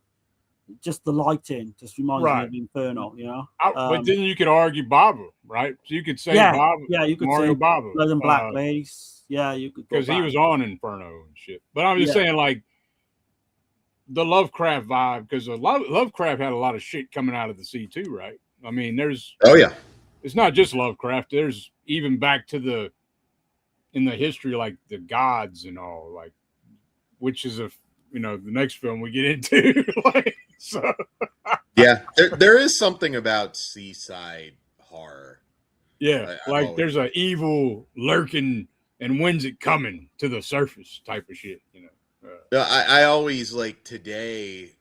It's the world is so mined now. Like, you know, so we always talk about the cell phone issue could solve a lot of horror movie scenarios. Everybody's got a cell phone, but there's just something about the sea. It's still so unexplored. Like we haven't mapped. We barely started mapping it. So something works about that. There are things down there that we might not be aware of. We discover new species all the time. So something about seaside horror. I've always gravitated towards it. Yeah. The unknown, right, is the scariest. Yeah. So there's even like when they're reading out the father's diaries, he explains like he's even possessed, like fears he's possessed at one point. Yeah. You know, so we've got all that in there as well. Something's taken over. Yeah. And he's struggling with it too, you know. I do think the cinema scene is by far, for me, like the standout. I like the supermarket scene as well. Oh, okay. But man, just the imagery as well with the people slowly. Yeah. Because she's boxed in. Like, that's the thing. Exactly. She realizes something awful is going on, but then you got people on both sides and around her. So she's just, it's just that slow realization that, oh yeah, something weird going on, and now I can't get away. And they're all drawn to this like cinema screen, all these dead people or zombies, whatever they are, but they're all drawn to watching this film. And she's like, because she starts off in the cinema on her own, and they all kind of slowly fucking start creeping. Yeah. And she's consuming the popcorn. She's consuming the movie that she's unaware. watching. Yeah, at first she's and unaware. And they're all closing in to consume her. So like, it's it's fucking great, man. There's some like really creepy stuff in this as well, where the lead character as well, and she's throwing up all these like fucking lizards and spiders. Oh yeah. Like that just grossed me out, man. I'm like, yeah, it's definitely fucking one on its own. Well, you see the what's his name out? They never said his name. The guy that's like, no, not. He fucking bites the head off of a beach rat or whatever. Yeah. I think he's just credited as albino trucker. Albino, albino trucker. All right, gotcha. But yeah, man. We could go on and on about this film. I think like you could really just dissect the shit out of this film, like and have about 100 different explanations. So I do like the segment with the dark stranger and the hunter. I do like that part of the film. The flashback scene, yeah. Talking about the Donner Party, maybe that he consumed human flesh and that's how he changed, and now he's spreading this cannibalism, and he's got a new god now, and he's a reverend of this. Yeah. I'm like, what the shit? So Poltergeist 3 could have been influenced as well. So off of that shit. There's tons, man. You'd be amazed at how many films was influenced by this. Right. I think that just hinting at him kind of works for the movie because, you could have had a mustache twirling villain that comes in and then you have a huge finale where you fight for the town's soul. But right. I don't know. I think just giving you just enough to make your mind race and sort of create it works a lot better. So I'm definitely in the camp that not finishing the film probably made the film what it is. Yeah. Like made it better. Yeah. So because we would have got a Howard the Duck finale, I'd have been pissed off. They run out of money like several times towards the end. Texas investors, they had a lot of issues on this, which kind of led to those murky rights deals. I don't believe this was ever legal to be putting on those sets, but that's why you got that. Wouldn't it Romero sue them over the Return of the Living Dead title? Yeah. Some used images from Night of the Living Dead, and they even stole Dawn's tagline. I can't remember in which version, when there's no more room in hell, the dead. Oh, yeah. Will walk the earth. That was stolen. That's how shameless they were back then. It's not Patrick Still Lives level where you had no rights to the story at all, but right. The original title for this was going to be Blood Virgin at one point. And the actual title Dead People does show up. I think it's in like a Woody Allen film where it's on like a marquee where it's playing called Dead People. What was the Kiss Tomorrow Goodbye? I saw that somewhere. Yeah, that was supposed to be what they originally, I think, had planned for the cinema. Yeah. But like, because it don't make any sense. They're showing that Western where outside the marquee and on the film is a different title, but I mean, that's just nitpicking a little bit, No, it's not. I mean, it's not because, we don't really truly know what the fuck's going on exactly. So I think it works in this town of Point Dune. I think they got lucky with the title, though. Messiah of Evil is just fucking perfect. I think so. Because you got Dead People, The Second Coming. The Second Coming made it sound like a fucking porno film. Yeah. You know, so Depends on how you look at it, I guess. Well, yeah. But Messiah of Evil, it tells you everything you need to know. Just that title. Yeah. But no, man, it's a great one, man. It's if you haven't seen it, stop what you're doing, check it out. Like, oh yeah, it's everywhere now, right? Yeah, I mean, streaming services, I don't know, but yeah, I do don't recommend know. this release though, for sure. Yeah, get this release if you can, even if the limited's gone.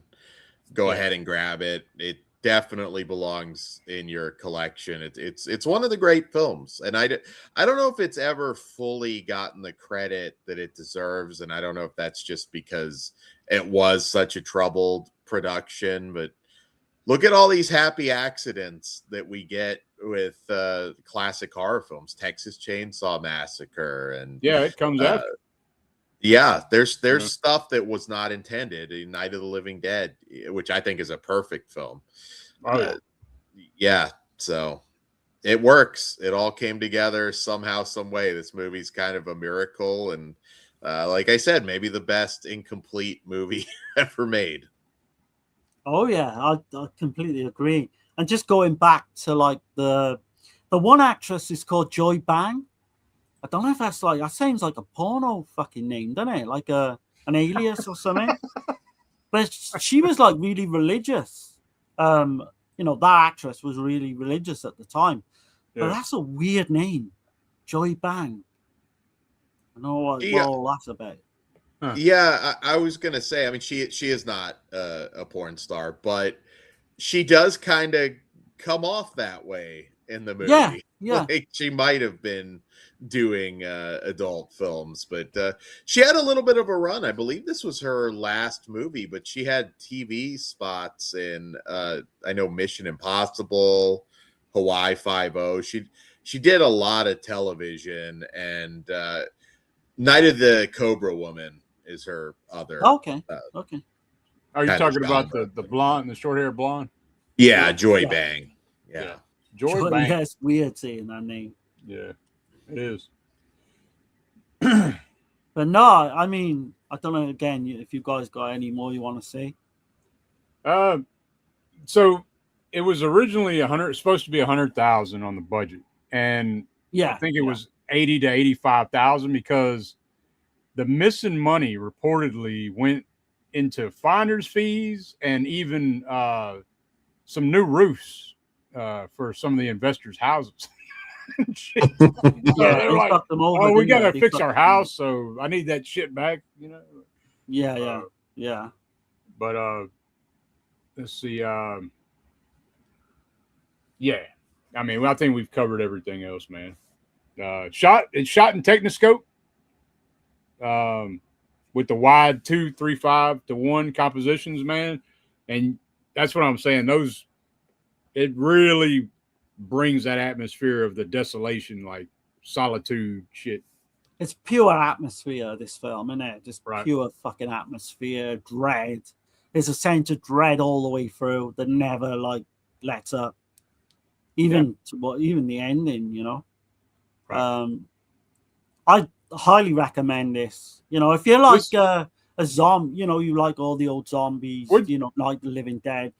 Yeah. And you've never seen this, do yourself a favor because it's slightly different. But I think you're bound to love this film if you like Night of the Living Dead. I can't see how you wouldn't. So would you like, let me just say it this way. Like, so would you what do you think the perfect film to pair it with would be? For me, it would be Suspiria. I don't know. I know they're not exactly the same, but like the way that they look aesthetically, I would pair it with. And I mean, there is technically a zombie in Suspiria, you know. What about you, Dan? Would you pair it with anything? What do you think's the best? Suspiria, Carnival of Souls, Night of the Living Dead. Right, yeah. Carnival too, yeah, for sure. Yeah, Carnival of Souls is a good double. I used to double those two up a lot. It's not mentioned in the same breath as those movies, but it should be. It is very, very good, and it's pretty rare too. Like I said, all the character actors, Elijah Cook Jr., is firing on all cylinders as always. And there's that line where I think you played it in the clip, I believe, where his parents were gonna like feed him to the chickens, and he says something about his mother grabbed him from between her legs. A bloody mess. Yeah, bloody mess. I was like, damn. It's like early on in the film. You're like, okay, I know what I'm getting into. He plays that character a lot, doesn't he? Because it's almost like the same character I've seen in different films. He just pulls it off brilliantly. Kind of like a bum or like Salem's Lot's. Salem's Lot's the same. Yeah. He was known for like homeless guys, drunks, traumatized is what he played really, really well. He was an interesting actor because he had a long run, and he was one of these guys that I think lived like up in the mountains or something, or in the woods. Like he'd just fish basically, and they'd have to send word that they wanted him for a movie, and he'd come down from the mountain and do a movie and then just go back into the woods. He was kind of a hermit type guy, which is interesting to me. They don't make character actors like that. He was 91 when he died. Oh, yeah. Shit. Okay. Yeah. Yeah, we had a good innings. But no, man. What do y'all rate this one? I'm going to tell you right out the gate. It's a 10 out of 10 film for me. Like, I could watch this movie. I've watched it 3 times, and I still could watch it again. I mean, seriously. That's just how it is for me. And the Kim Newman and the Stephen Thrower commentary track's fucking great. I only got a chance to like watch the first 10, 15 minutes. I didn't get a chance all the way through for that. Yeah. Go for it, Dan. What do you think? They do I'm a 10 out of 10 as well, because this has such high replay value. It is. It is one you'll revisit a lot. And like I said, that's when your mind starts to wander into disturbing territory. What's going on? What is this? It's perfect horror for me. Some people might find that rating ridiculous, but I really do. It's 10. I could watch it again tomorrow. Yeah. Having just seen it again and be fine and still enjoy my experience. So got to give it the 10. Hell yeah. I'd love to see this shit in the theater. Yeah. I'm not as high as you guys. Okay. For me, it's like a high kind of 7.5, 8, maybe. Oh shit! Okay. All right. Don't get me wrong. I love it. Even talking about it now. No, I mean, rate it how you rate it, man. But I'm not like a massive kind of zombie guy anyway. Right. But no, it had my attention all the way through, and what have you. I still think it's a minor masterpiece, even with my rating being like that. Yeah, it just does something to my brain, man. Because I'll be thinking about this shit later. Like, it's one of them kind of films, man. But yeah, we'll get on to the bleakest of the 3 films we're talking about tonight. This is dealing with some very disturbing. I'd say this is the most disturbing of the 3. And I can see that this is a justified video nasty, I would say, especially the time in 1976. I mean, damn, some of that shit is just like, it would not happen today. No way in hell. But before I play the clip, I'm just gonna do this right quick.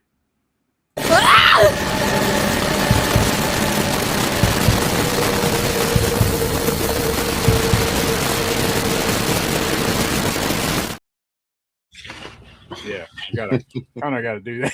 Before I play definitely gonna do that with this one. Yeah. This one it's sad too. This movie is very sad. This movie gets me fucking angry when I watch it.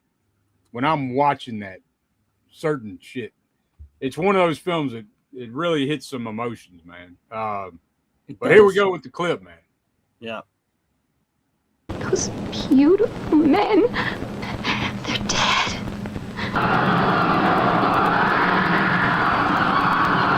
Reliever doctors recommend most. What's on for tonight, honey? That depends on how close you want to shave. Well, this is a close shave. Do you think he even knows that girl? I mean, even her name?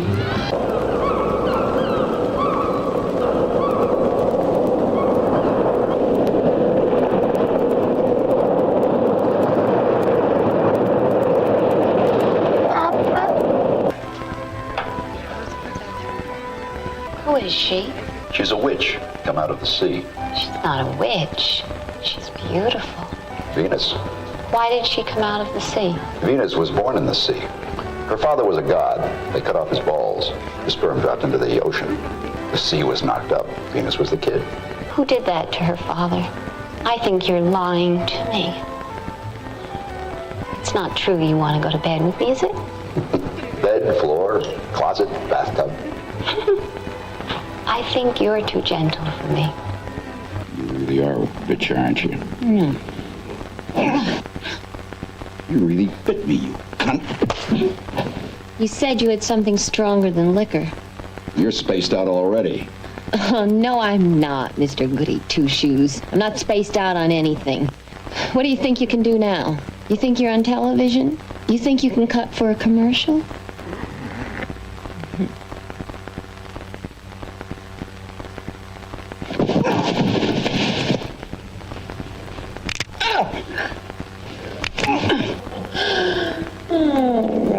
How to Take a Lady by Billy Bat, movie star.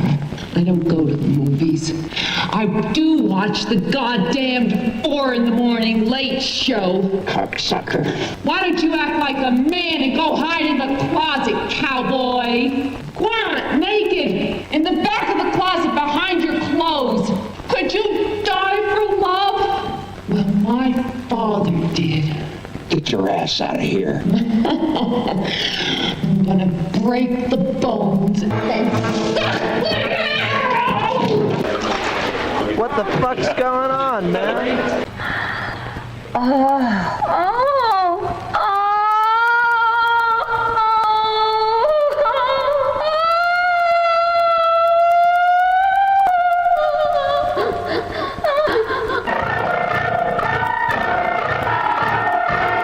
And she left here with Alexander McPeak. She sure did. Off the floor, into his lap, and out the door. To Never Neverland. Hey, whatever happened to McPeak? Turn on your television set. Find out what's happening in the real world.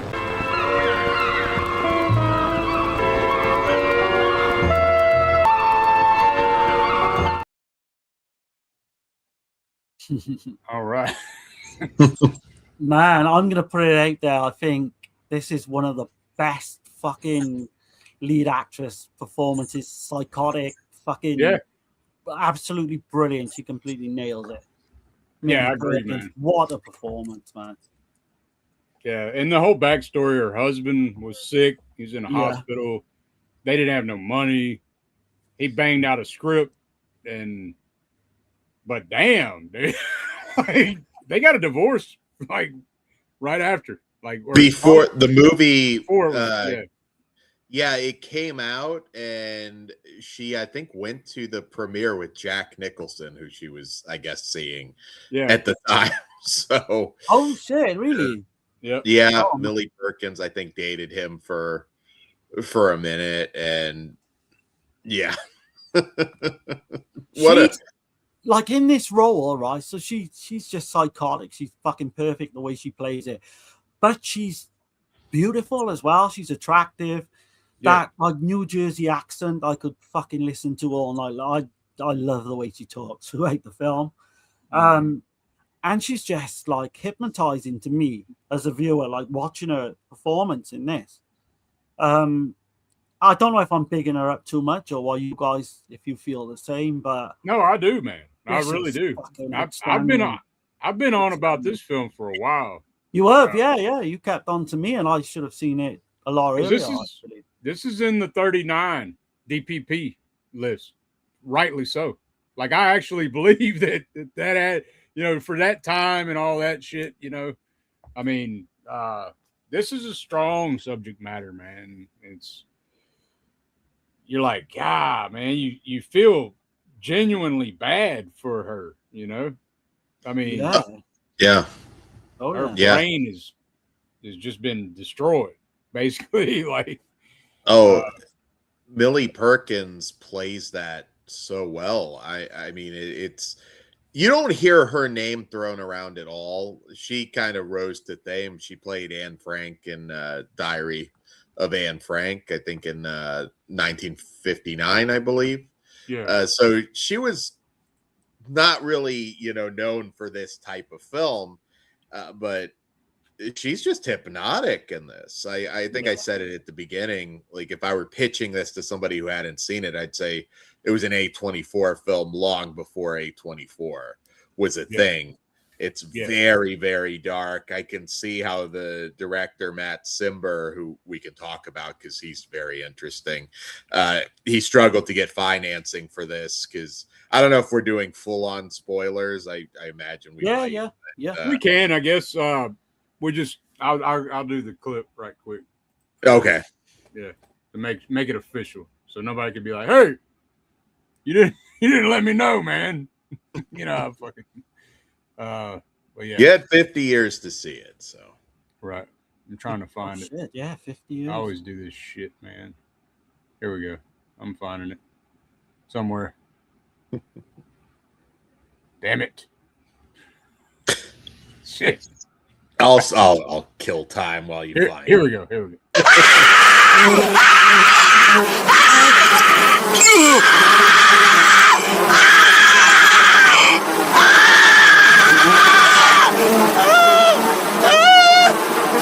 Mother, this cloth smells of death.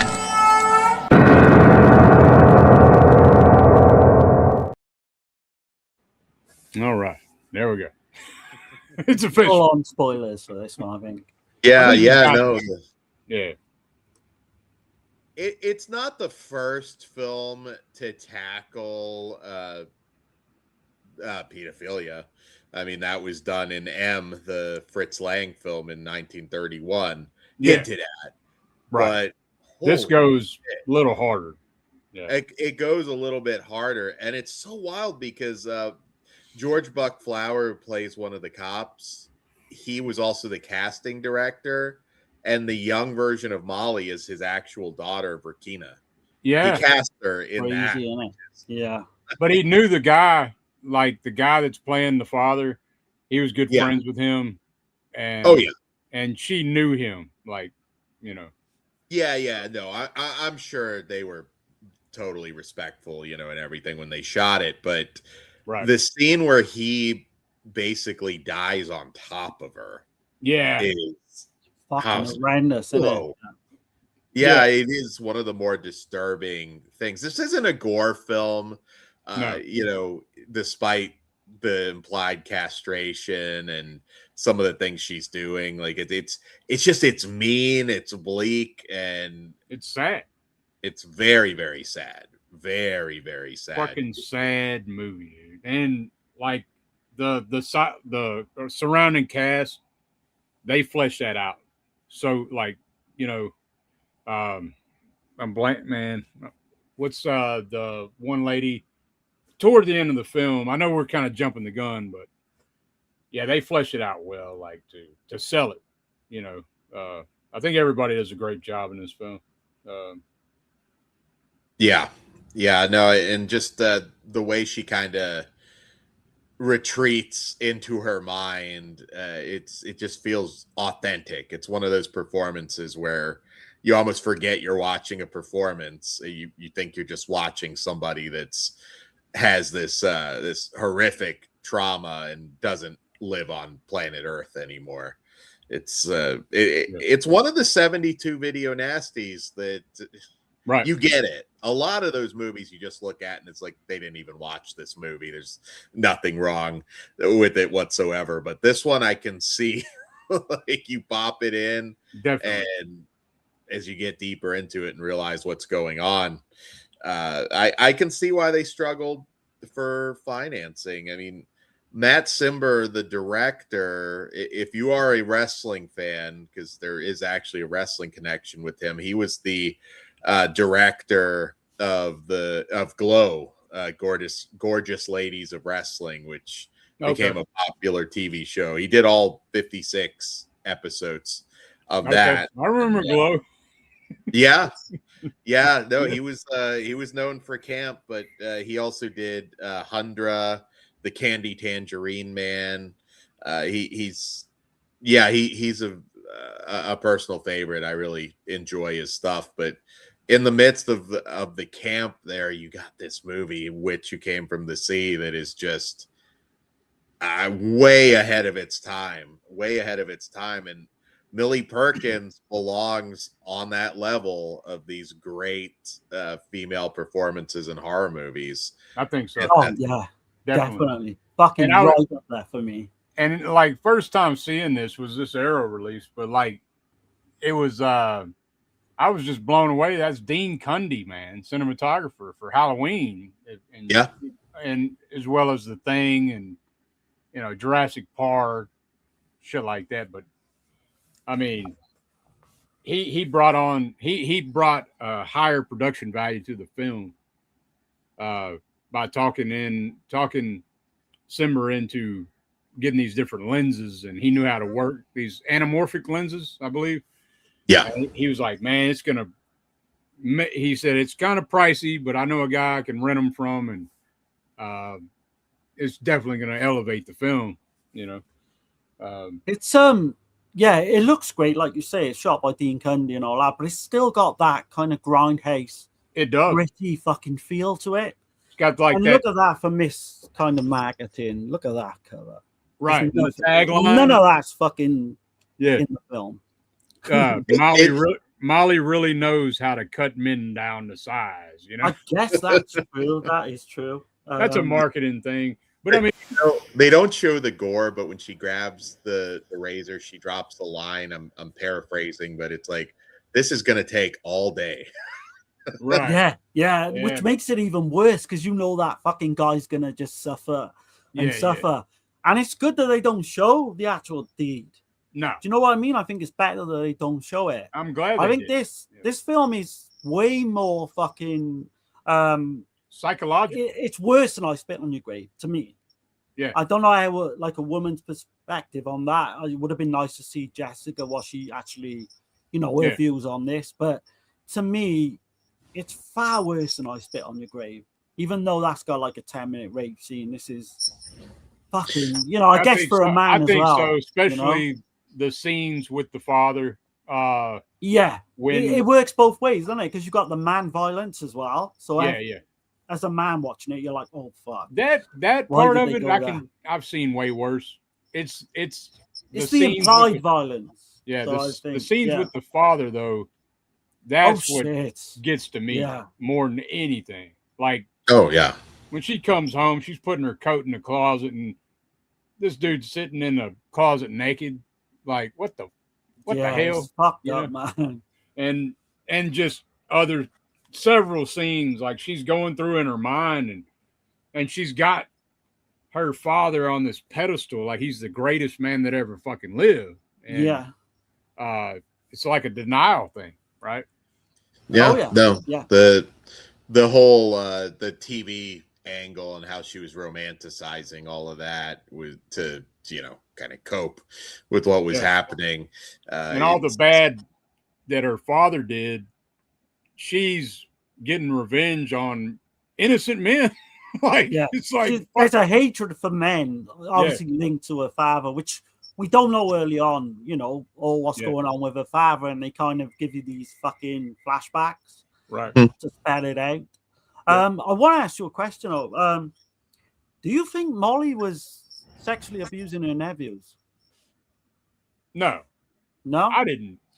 No, I kind of got that vibe where they were very fucking close than they should have been. You could make that connection. I guess you could, but to me, it didn't. I didn't feel that. Like they genuinely loved her, and it's kind of what I thought. But I was getting like a really weird vibe with them. And it's good that they don't spell it out anyway. But I can see where some people would actually think that. Because the whole, we said it 1,000 times, the abuser goes on to abuse, Mm-hmm. The abuse goes on to be the abuser, I should say. And I was kind of getting that little icky vibe. But that's the least of your problems with this film, because it fucking goes to places, man. Yeah. Straight off the bat. I mean, the scene early on, so she's on the beach with her nephews, and she's kind of watching these kind of bodybuilder guys and fucking fitness freaks, and she's a lot looking of at their bulge in their pants as well. Yeah, that's definitely like a lot of that shit's in her own fucking head. Because I mean, well, yeah. There's no, I mean, it looks like a fucking beach towels down there. You know? Oh yeah, definitely. Yeah. Like, what the doesn't fuck? look normal. Doesn't You look get real. the David Dakota crotch zooms, yeah, on the bodybuilders, which was funny. I know Matt Simber, the director, he said like this is a movie that people have watched or he's shown to people who have had things happen, and you know back then. Now we're all aware of it. I mean, the top YouTube channels are these predator poacher channels, or you know, we've all grown up now on Law and Order, CSI. You know, we're hyper aware of how predators work. But back then, I'm sure, like you're watching this, and if it's somebody that has had something happen like that, it's like, oh my god, like that's real. I mean, there probably was a lot of denial too, because it just and people didn't talk about it. Yeah, you did. Yeah, at all. You're not going to talk about something like that. So a lot of people like think that's like a new phenomenon, but you know, it was happening probably 100 years ago. In a time that's been going on. Yeah, like definitely. And I was listening to the director say that he's had people come up to him and have him sign stuff for this movie in particular, and he could just see in their eyes like that they did love the film. And I was like, okay, well, that's kind of crazy. I mean, I don't know, but it's it's one that'll hit you, man. It'll hit you. You don't expect that shit. I'm going. See, I discovered this film because I was on a personal mission to watch all the fucking video nasties, and I was like, yeah. And I was like, and I found it, and I was like, what the hell, man? It just blindsided me, dude. I did not expect that. It's a psychological horror, is what I would say. It's one you get the sense that they actually watched before they put it on the list. Yeah. As I'm sure we all know, there's a lot of movies there where it's like you just saw the title and you just stamped X. Yeah, it's just like video like that. nasty. Like what? What the fuck? It's like not just the sexual abuse angle as well. You know, you've got the alcoholic. She becomes an alcoholic trying to cope with all this shit that's happened in her childhood. And she's taking these pills from this older lady, keeps feeding her these pills and shit. Like you've got her sister who knows what their father was pretty much a piece of shit. But she will have nothing said about him. She puts him on this high pedestal. She keeps saying he's lost at sea. Yeah. He's not really buried in the ground. And the weird thing about it, that was her father in real life was a sea captain. Yeah. And what happened was, it's not said whether he sexually abused Millie Perkins in real life. Yeah. But her sister was really upset this film coming out because she thought that it might imply that. Right. She's still kicking in her 90s now. I think she's 95 years old, Millie Perkins. Right. Yeah, her sister was pissed about that. Robert Tom, you know. Why would they write it into a film? Yeah. I'm believing the fact that maybe he was. Well, maybe he didn't like her father. It could be that too, you know. But I don't know. I think there could be an element of truth to it, you know. She's kept silent about it. She's never actually come out and said, "Oh no, my father was okay." Yeah, but she's never said that he was as well. So it's kept kind of open. But there's no physical release of it that I'm aware of, but there's a documentary called Just Melvin, Just Evil, and it's basically about like this abusive father and just how that ricochets and turns this whole, it's like a family of a bunch of predators. It's super disturbing. And you put me onto that, Dan, a while back, and I watched it. I don't know if I watched it. Might have been on YouTube. I watched it. That's probably where you would have had to. It is disturbing. It's a ripple effect, isn't it? Where the whole fucking family start, you know, goes through this generation. And the grandkids, like, I mean, not everybody, but like just a good chunk were all just abusers. And it does remind me of this movie. And you could be right. There was like a very close relationship with the aunt. You could certainly make that connection if you wanted to. I don't. There's nothing. I still think that. There's nothing that really hints to that to me, though. I don't know. Man, the way the boys are with her and they're like, well, I've seen that. I've up seen against that. their fucking breasts. And, to me, I think that was what they were going for. I think she was abusing them. I really do. I guess you could see it that way. But we all see to me, I've seen women with little boys be real close to them. Oh yeah. Don't get me wrong, but I just think in the context of this film, I think that's what's going on. But I can see where you both guys feel different, but because I kind of feel like she would just do anything for them in a way. Like I don't think she would try to hurt them. That's just how I see the character. It's weird though, don't you think? An auntie would become that close rather than their mother being close to them. No, I've seen it in families, but I mean, yeah, but she's pretty much like the only family they got, right? That's the only family that's there. So yeah, and she picks them up from school and stuff. So I don't know, but you can have in some cases just maybe the parents just not the warmest personality. Yeah, and the mom is not. They're not really even taken to the mom at all. Like that's because the mom knows that she keeps telling her that the father was a piece of shit and used to fucking beat her up and she's got all these great elaborate stories that she's telling the boys about the grandfather, how great of a man he was. Shit, but she's in a delusion, straight up delusion. Oh yeah, just because she wants to block out that, she wants to see him in a good light. Right. Early on, where I like the way they do it as well, because they don't tell you what's going on straight away. And you got the scene, obviously, where with the two football players and the two nephews are like watching the football game or whatever, and they're idolizing these two guys. Yeah, and Sam the Electric Man. Yeah. And we don't know if she's dreaming at this point, but she's in a scene with these two footballers, and she's tying them to a fucking bed. All this sadomasochistic fucking shit's going on. Right. And she's joking with them and flirting with them at first, and then it turns fucking. They're smoking marijuana like it's like the worst shit. Like it's like crack back then, I guess. Oh man, I don't know. And the whole scene just ends up with her castrating both these guys. And even though we don't see it, it's worse if you don't see it to me, because you hear the fucking scream. Yeah, I think you only hear the scream of the one guy, and then it goes off, doesn't it?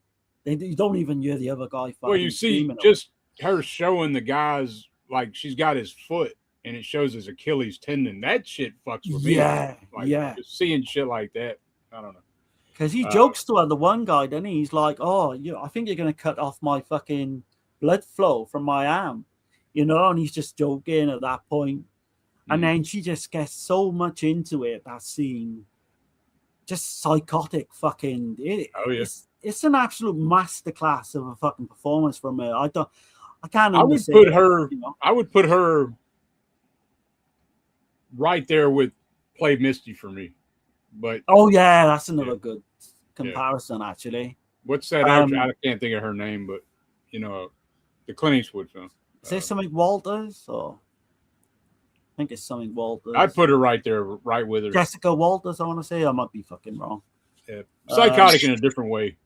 No, you're right, Jessica Walter. Yeah. Okay. That was my mom is not a horror person at all, and that is like one movie because of Clint Eastwood that she was taken to and just traumatized. So I know it. I know it well. You're talking about influential films. That went on and influenced all the fucking mad psycho films of the 90s. Play Misty for me. No, what I like about this, because she ends up, so we got a scene where she's castrating these two football players and she ends up going to work. And actually we see a scene with her sister, I believe. And she says, I'm just leaving to go to work. It's time. I start at 7.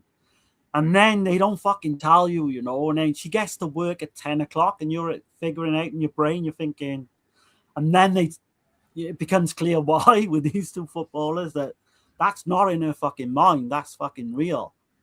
And you I think love it's the a way they dream do or that. something, though. You think she's dreaming like she was dreaming about the bodybuilders early, right? Oh yeah. And so look, check this out though. One of the film's taglines originally was a nightmare of incest and castration. Like what the fuck? Yeah, that will definitely tell you what's going on to a Yeah. certain degree, anyway. No, man, just the fucking you get. So she ends up going to this party, doesn't she? And there's this one guy. He's like an actor. He goes to the bar, and he seems all right at first. They're laughing and joking and what have you. Yeah. But then she goes back, and there's the party scene where she ends up in the bedroom with this guy, and I think you showed it in the clip. Yeah. He ends up calling her a cunt, and he goes, "You fucking tried to bite me, you cunt." And yeah, man, just He the way snaps that his fucking hand like I was. Yeah, is that just man. crazy strength? I guess I don't know. Yeah. Like Yes. you know they say like crazy people got that crazy strength or whatever. And then it looks, as he comes out the room with her, it looks like he's fucking punched her in the mouth. Right. Because she's like laid on the floor, like pretending to be unconscious or what have you, and all the people side with her. And she's this psycho fucking from hell bitch. Like, she's just like your worst fucking nightmare. Your worst nightmare, because she's attractive and everything with it. Yeah, man. That is disturbing too, though, because she's like, he hits her, and she just shrugs it off like it wasn't no big deal. I mean, that just shows you how she grew up, pretty much, probably. Like, oh yeah. Is it Billy Bat? I think his name is. Which is crazy because I heard that and I was like, ain't that one of the characters in the Goodfellas? I don't know. I didn't. Billy Drago. But the whole thing with the mermaid as well, like, didn't Venus. your father used to like read her The Little Mermaid when she was younger? And then you've got the scene at that party where you've got the actual painting Venus of the mermaid, and then he describes to her. I think you had in the clip, didn't you? Yeah, he cut the ball. Zeus's balls gets cut off, and his sperm goes off in the sea and makes Venus or whatever. She's like, "You're lying. Why'd they do that to her father?" I love her reaction to that as well. It's just, oh man, yeah. It's funny, but it's not funny. It's a very serious movie. It's a hard one to watch. I couldn't watch this all the time. I'll say that. No. It's heavy. Gotta know what you're getting into. Sorry, Dan, go on. Oh no, it's heavy. This is not one you can just sit down and enjoy time after time. It's no. Yeah. And just one of the more disturbing scenes, really, in 70s horror, where he just dies on her. I mean, and there's a couple other scenes where you just see the feet. That's fucked up too. Oh yeah, yeah. You know, and you're like, wow, man, damn. You know, it's not without its comedic moments as well. So she goes after this guy who's starring in this like razor commercial, right? And you've got the scene with his girlfriend just going fucking crazy with the gun. Yeah, and she realizes Molly's having an affair with her boyfriend. Yeah, and she just turns up with this gun, and you've got the two guys in the fucking bushes. I was fucking pissing myself laughing. And the dude's just so oblivious. He's just thinking about getting her into bed, and yeah. He don't even catch on what she's saying, that she told his girlfriend or wife or whatever that exactly she's gonna fucking kill her and shit. Like, yeah. He's like, I love it. Yeah, come on over. Yeah, let's do it again. Like, you're like, damn. Yeah, dude. I mean, you've got the fucking Jack Dracula, the tattoo guy as well. That guy. Those eyes when he's tattooing her. Yeah. Oh, he looks weird, man. Fucking crazy looking bastard. Oh man, love it. But no, like you say, those flashback scenes are just when you get like a little comedic kind of. It's not really supposed to be comedy, but you can kind of sense there's like a light-hearted kind of sense to some scenes, but then they'll throw you in another fucking flashback, and you're like, "Fuck me, man." Yeah, it's fucking brutal. This film, I'd say. Yeah, And then you got the bar owner. So what do y'all think about that guy? Because he knows there's something ain't right with her, and he's completely taking advantage of her. Don't you think? Oh yeah, he's way older than her as well. He's completely like fuck it, whatever, He's But then obviously fucking her, and she's an attractive woman and all that, and she's much younger, so he's just, who's gonna say no to that, Right, but whether he is taking advantage of that situation. Do you think he knows? Kind of thing, Yeah. Do you think he knows she's psychotic? Yeah. I know he works out at the end, but I didn't think he thought she was that psychotic. No. Yeah. Exactly. I mean, he's kind of he's maybe not the worst guy in the world, but he is taking advantage of a situation for sure, being the boss and everything. I think so. Right. Yeah. But no, it's a grim childhood sexual abuse trauma fucking film, man. But it also has the horror in there. I mean, you can't get away from it. Like she's taking it out on innocent men. I guess kind of like in the same vein, I could see this influencing Miss 45 or some shit, right? Yeah. In a way. I like Stephen Throw is interesting when he does the introduction. Like he kind of had to call it a horror film in a way. He calls it like all these different. He calls it a drama. Like there's all these different things. It's not just one thing. What about you guys? Do you just think it's just an 8-and-8 horror film, psychological horror film at that, or? That's what I mean. Yeah, it's in my horror section. I'll put it that way. Oh yeah, I mean, it's horror. It is horror. It's fucking a dark fucking horror. That's not a fun kind of horror. I would say. So be warned. Be careful. Like don't. If this kind of shit hits a nerve, I'd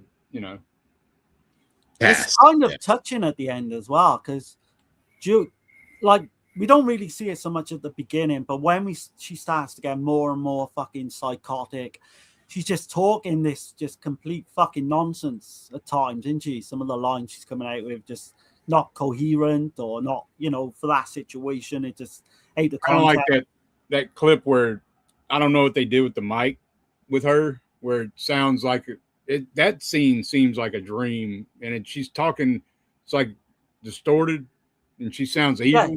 Yeah. Kind of shit. I don't know. That's some creepy shit. I mean, you've got to work out which is real and which is a dream. It kind of tells you and doesn't at the same time. It's open to interpretation, some of the stuff.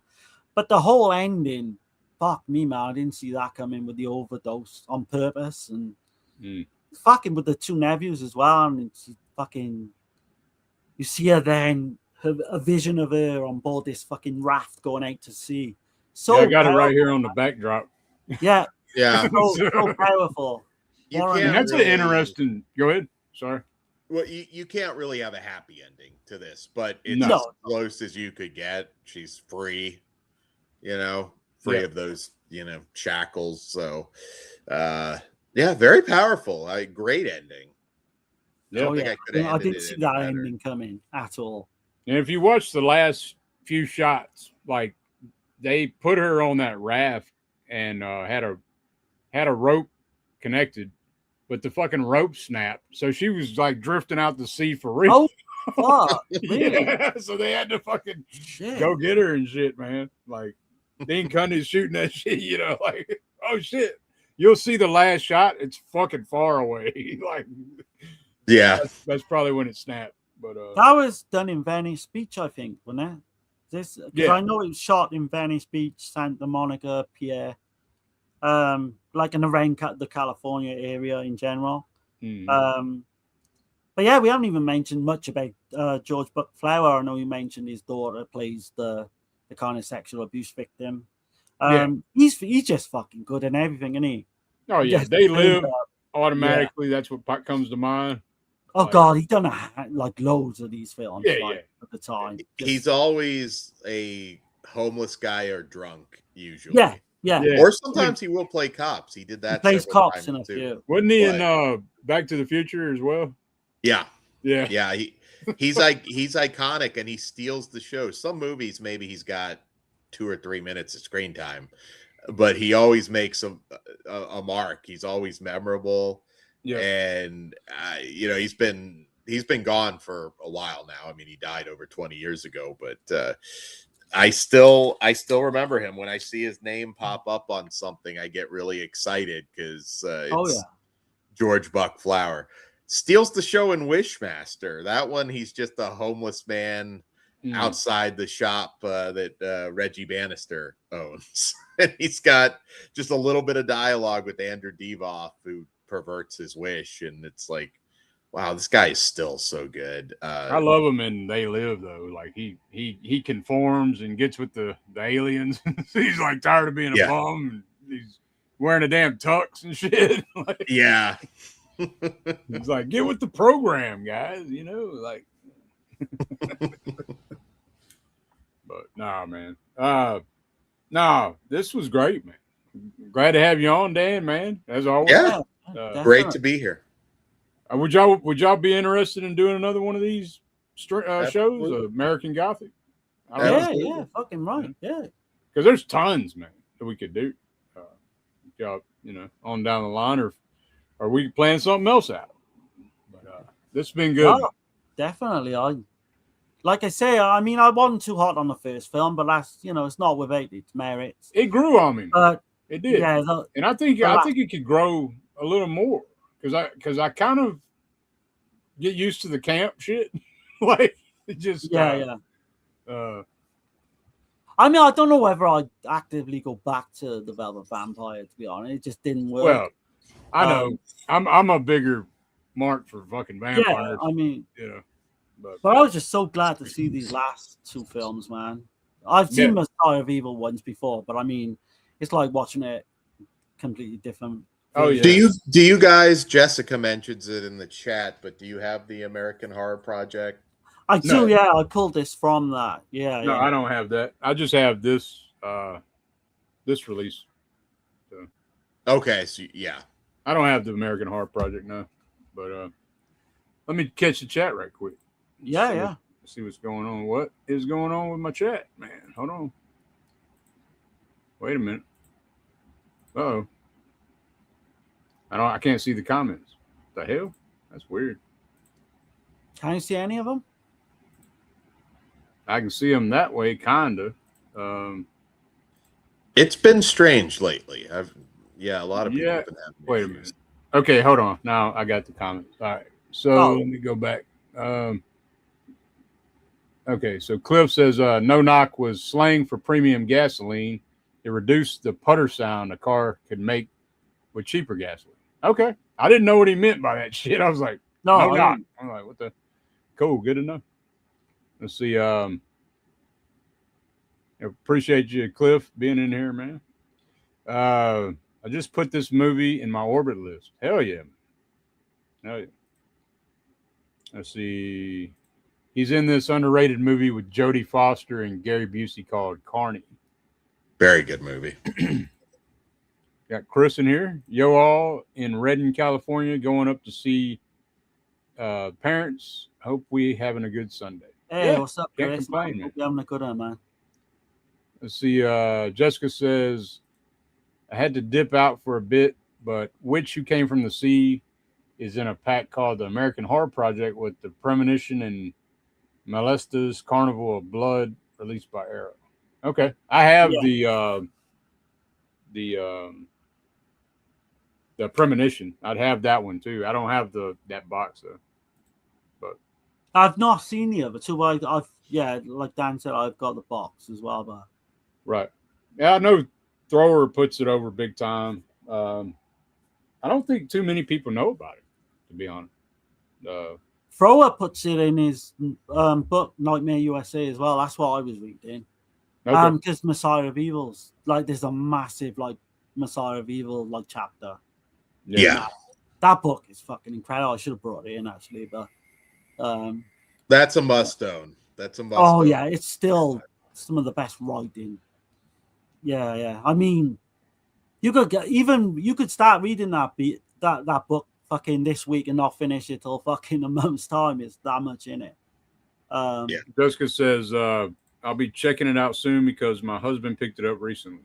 Yeah. Oh, nice. It's be prepared though. Yeah. Yeah, it's a hard watch. It really is, because it's hitting on some damn shit, man. But I do recommend it. If it's a sad movie, the bleakest of these three for sure. Yeah, watch the film, and then if you do go back and then listen to what we got to say, don't listen to anything we said though, because you dipped out at the right time. Right. But yeah, be prepared though. It is pretty fucking bleak, like you say. Yeah. And then Texas is mentioning Stephen Thrower. Hell yeah. Yeah. I mean, hopefully one day we'll get him. Yep. Yeah. Oh, and I don't know if she was in here when I said it, but I did add her Instagram and Darren's Instagram to the channel in the links. So check out her stuff. Definitely check I got good stuff out, man. I got Dan's channel in the description. Y'all check out his stuff, man. What do you got coming up, Dan, on your channel? So we've Fleshwound features here on YouTube. We've got a live show. It's going to be Tuesday this week. And if you are a horror fan and you're also a pro wrestling fan, July 19th, Fleshwound Features presents You've Got a Death Curse, our live pro wrestling tribute to the summer slasher films that you love. We will be live at the Reina Dome in Corona, California. And we've got a match inspired by The Burning that we're going to be doing. We just announced our Unhappy Campers match. We've got a cheerleader camp match. Going to crown the first ever Scream Queen champion at the Reina Dome. And there's some really big wrestling stuff. I don't want to toot our own horn, but we're going to be major players in the LA area. So check it out if you're a wrestling and horror fan. Okay, cool. Awesome. And we'll be having, I haven't come up with the title yet of the stream we're doing next week, but we are going to be talking about Deep Blood, Cruel Jaws, and Killer Crocodile. Is that right? That's the three? That's right. Yeah. Can't wait. That should be a fun one. I'm trying to come up with a good title for that. It's got to be something, something that's not generic. So I definitely want to get back into like more Italian stuff again. Yeah. I feel like we've gone away from that a little bit. We've kind of, we've been on the American side here to the past few weeks or so, but it's time to get we'll get back to the Italian, man, and it'll be fun. So it's been great though. This has been a good one. Oh yeah, absolutely. I mean, always good to have Dan on. Dan is like anytime you want to come on, Dan, you just hit us up. Absolutely, anytime. And we got some more dead end drive-in stuff to do with Dan. We got plenty of episodes we've done with him already. So go over there to Visit Above Voices Network. Check that out. We cover a lot of drive-in grindhouse films, and it's always some good shit. I mean, you've got like always, I mean, I think we always have fun. Yeah. I mean, you've got over like I'm trying to think how long we've been on Region 3 now, but you've got a lot of episodes like me, Dirk, and Dan on Region 3. Yep. With Lorne as and well. That. So go over and same channel. Visit Above Voices. Yep. So I do got this. This is the last part of the show, man. We got some recent pickups. I only got one thing. I've got one. I got one damn thing. So I've got one. Yeah. I can put you on, Darren. Oh, do you want me for? Yeah, no problem. Or you want to go, Dan? You probably got 1,000 things. I didn't grab anything, but I've got my Hat Man update, like 5 hours worth of. I've seen that 5 hour. Yeah. Okay. So Dan, his recent pickups is on Fleshwound Features. If you have 5.5 hours. 5.5 hours of his recent pickups. So, there you go. Darren, there you go, man. Yeah. Hold on, man. Hold on just a second. Let me Let me get this going for just a second here.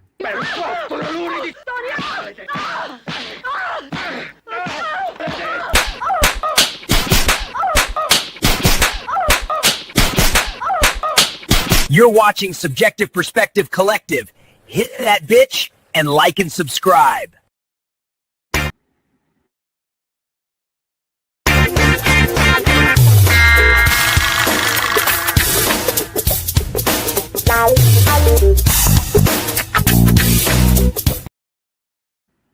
All right. Nice. You know what's pissing me off? I've been trying to track down the Dark Side magazine. That's what I've got. It's like a curse. I can't get the shit. And it's to order it, to subscribe to it, costs more in shipping than the actual damn magazine costs. Oh, really? Yeah. Yeah, man. I was gonna get the year plan, but man, it's crazy. Like, here you go. So I did get the one in today, I think. So you got great cover art. What I like about this one, off the top of my head, it's got like a whole kind of section on the Haunted House of Horror, which is like a 1969 UK slasher. Yeah, which I love. There is other stuff in it, of course. Quickly look through. There's something on Paul Nashi and what have you as well. Oh no, the Exorcismo set, the Spanish horror set. Okay, got a big piece on that as well. Awesome. So yeah, that's all I've got. That's all I've got. Okay. Yeah, I'll get you off of there. And this is the only thing I got, and it came from the UK, from Indicator. Oh, no. I know what you got. So I got Macabre. Yeah. Macabre. Yeah. I need to pick that up, man. But got that in. Indicator does a great job.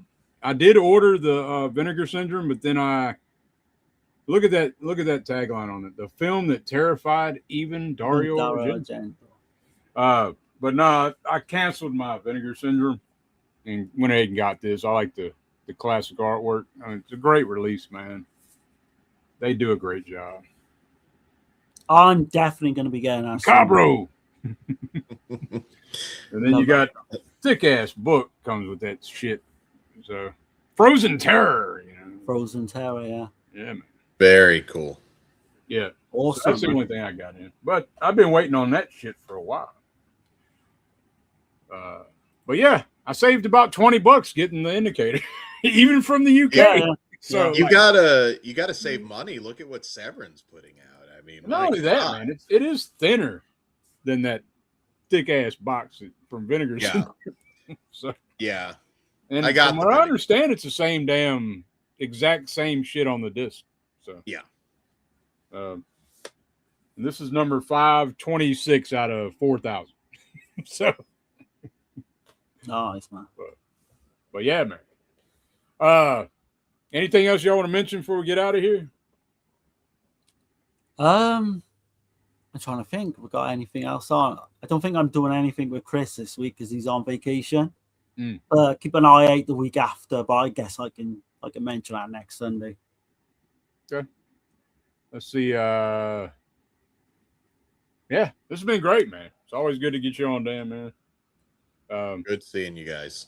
Everybody have a great week coming up, and we'll be into some shark and crocodile exploitation. Oh yes, can't wait, man. Next week. Can't wait. So, I guess we're gonna get out of here, yeah. Later, yeah. Good one, guys. Collettivo della prospettiva soggettiva. Collettivo della prospettiva soggettiva. Collettivo della prospettiva soggettiva. Collettivo della prospettiva soggettiva. Into the Euro crypt, there is no escape from the Euro crypt.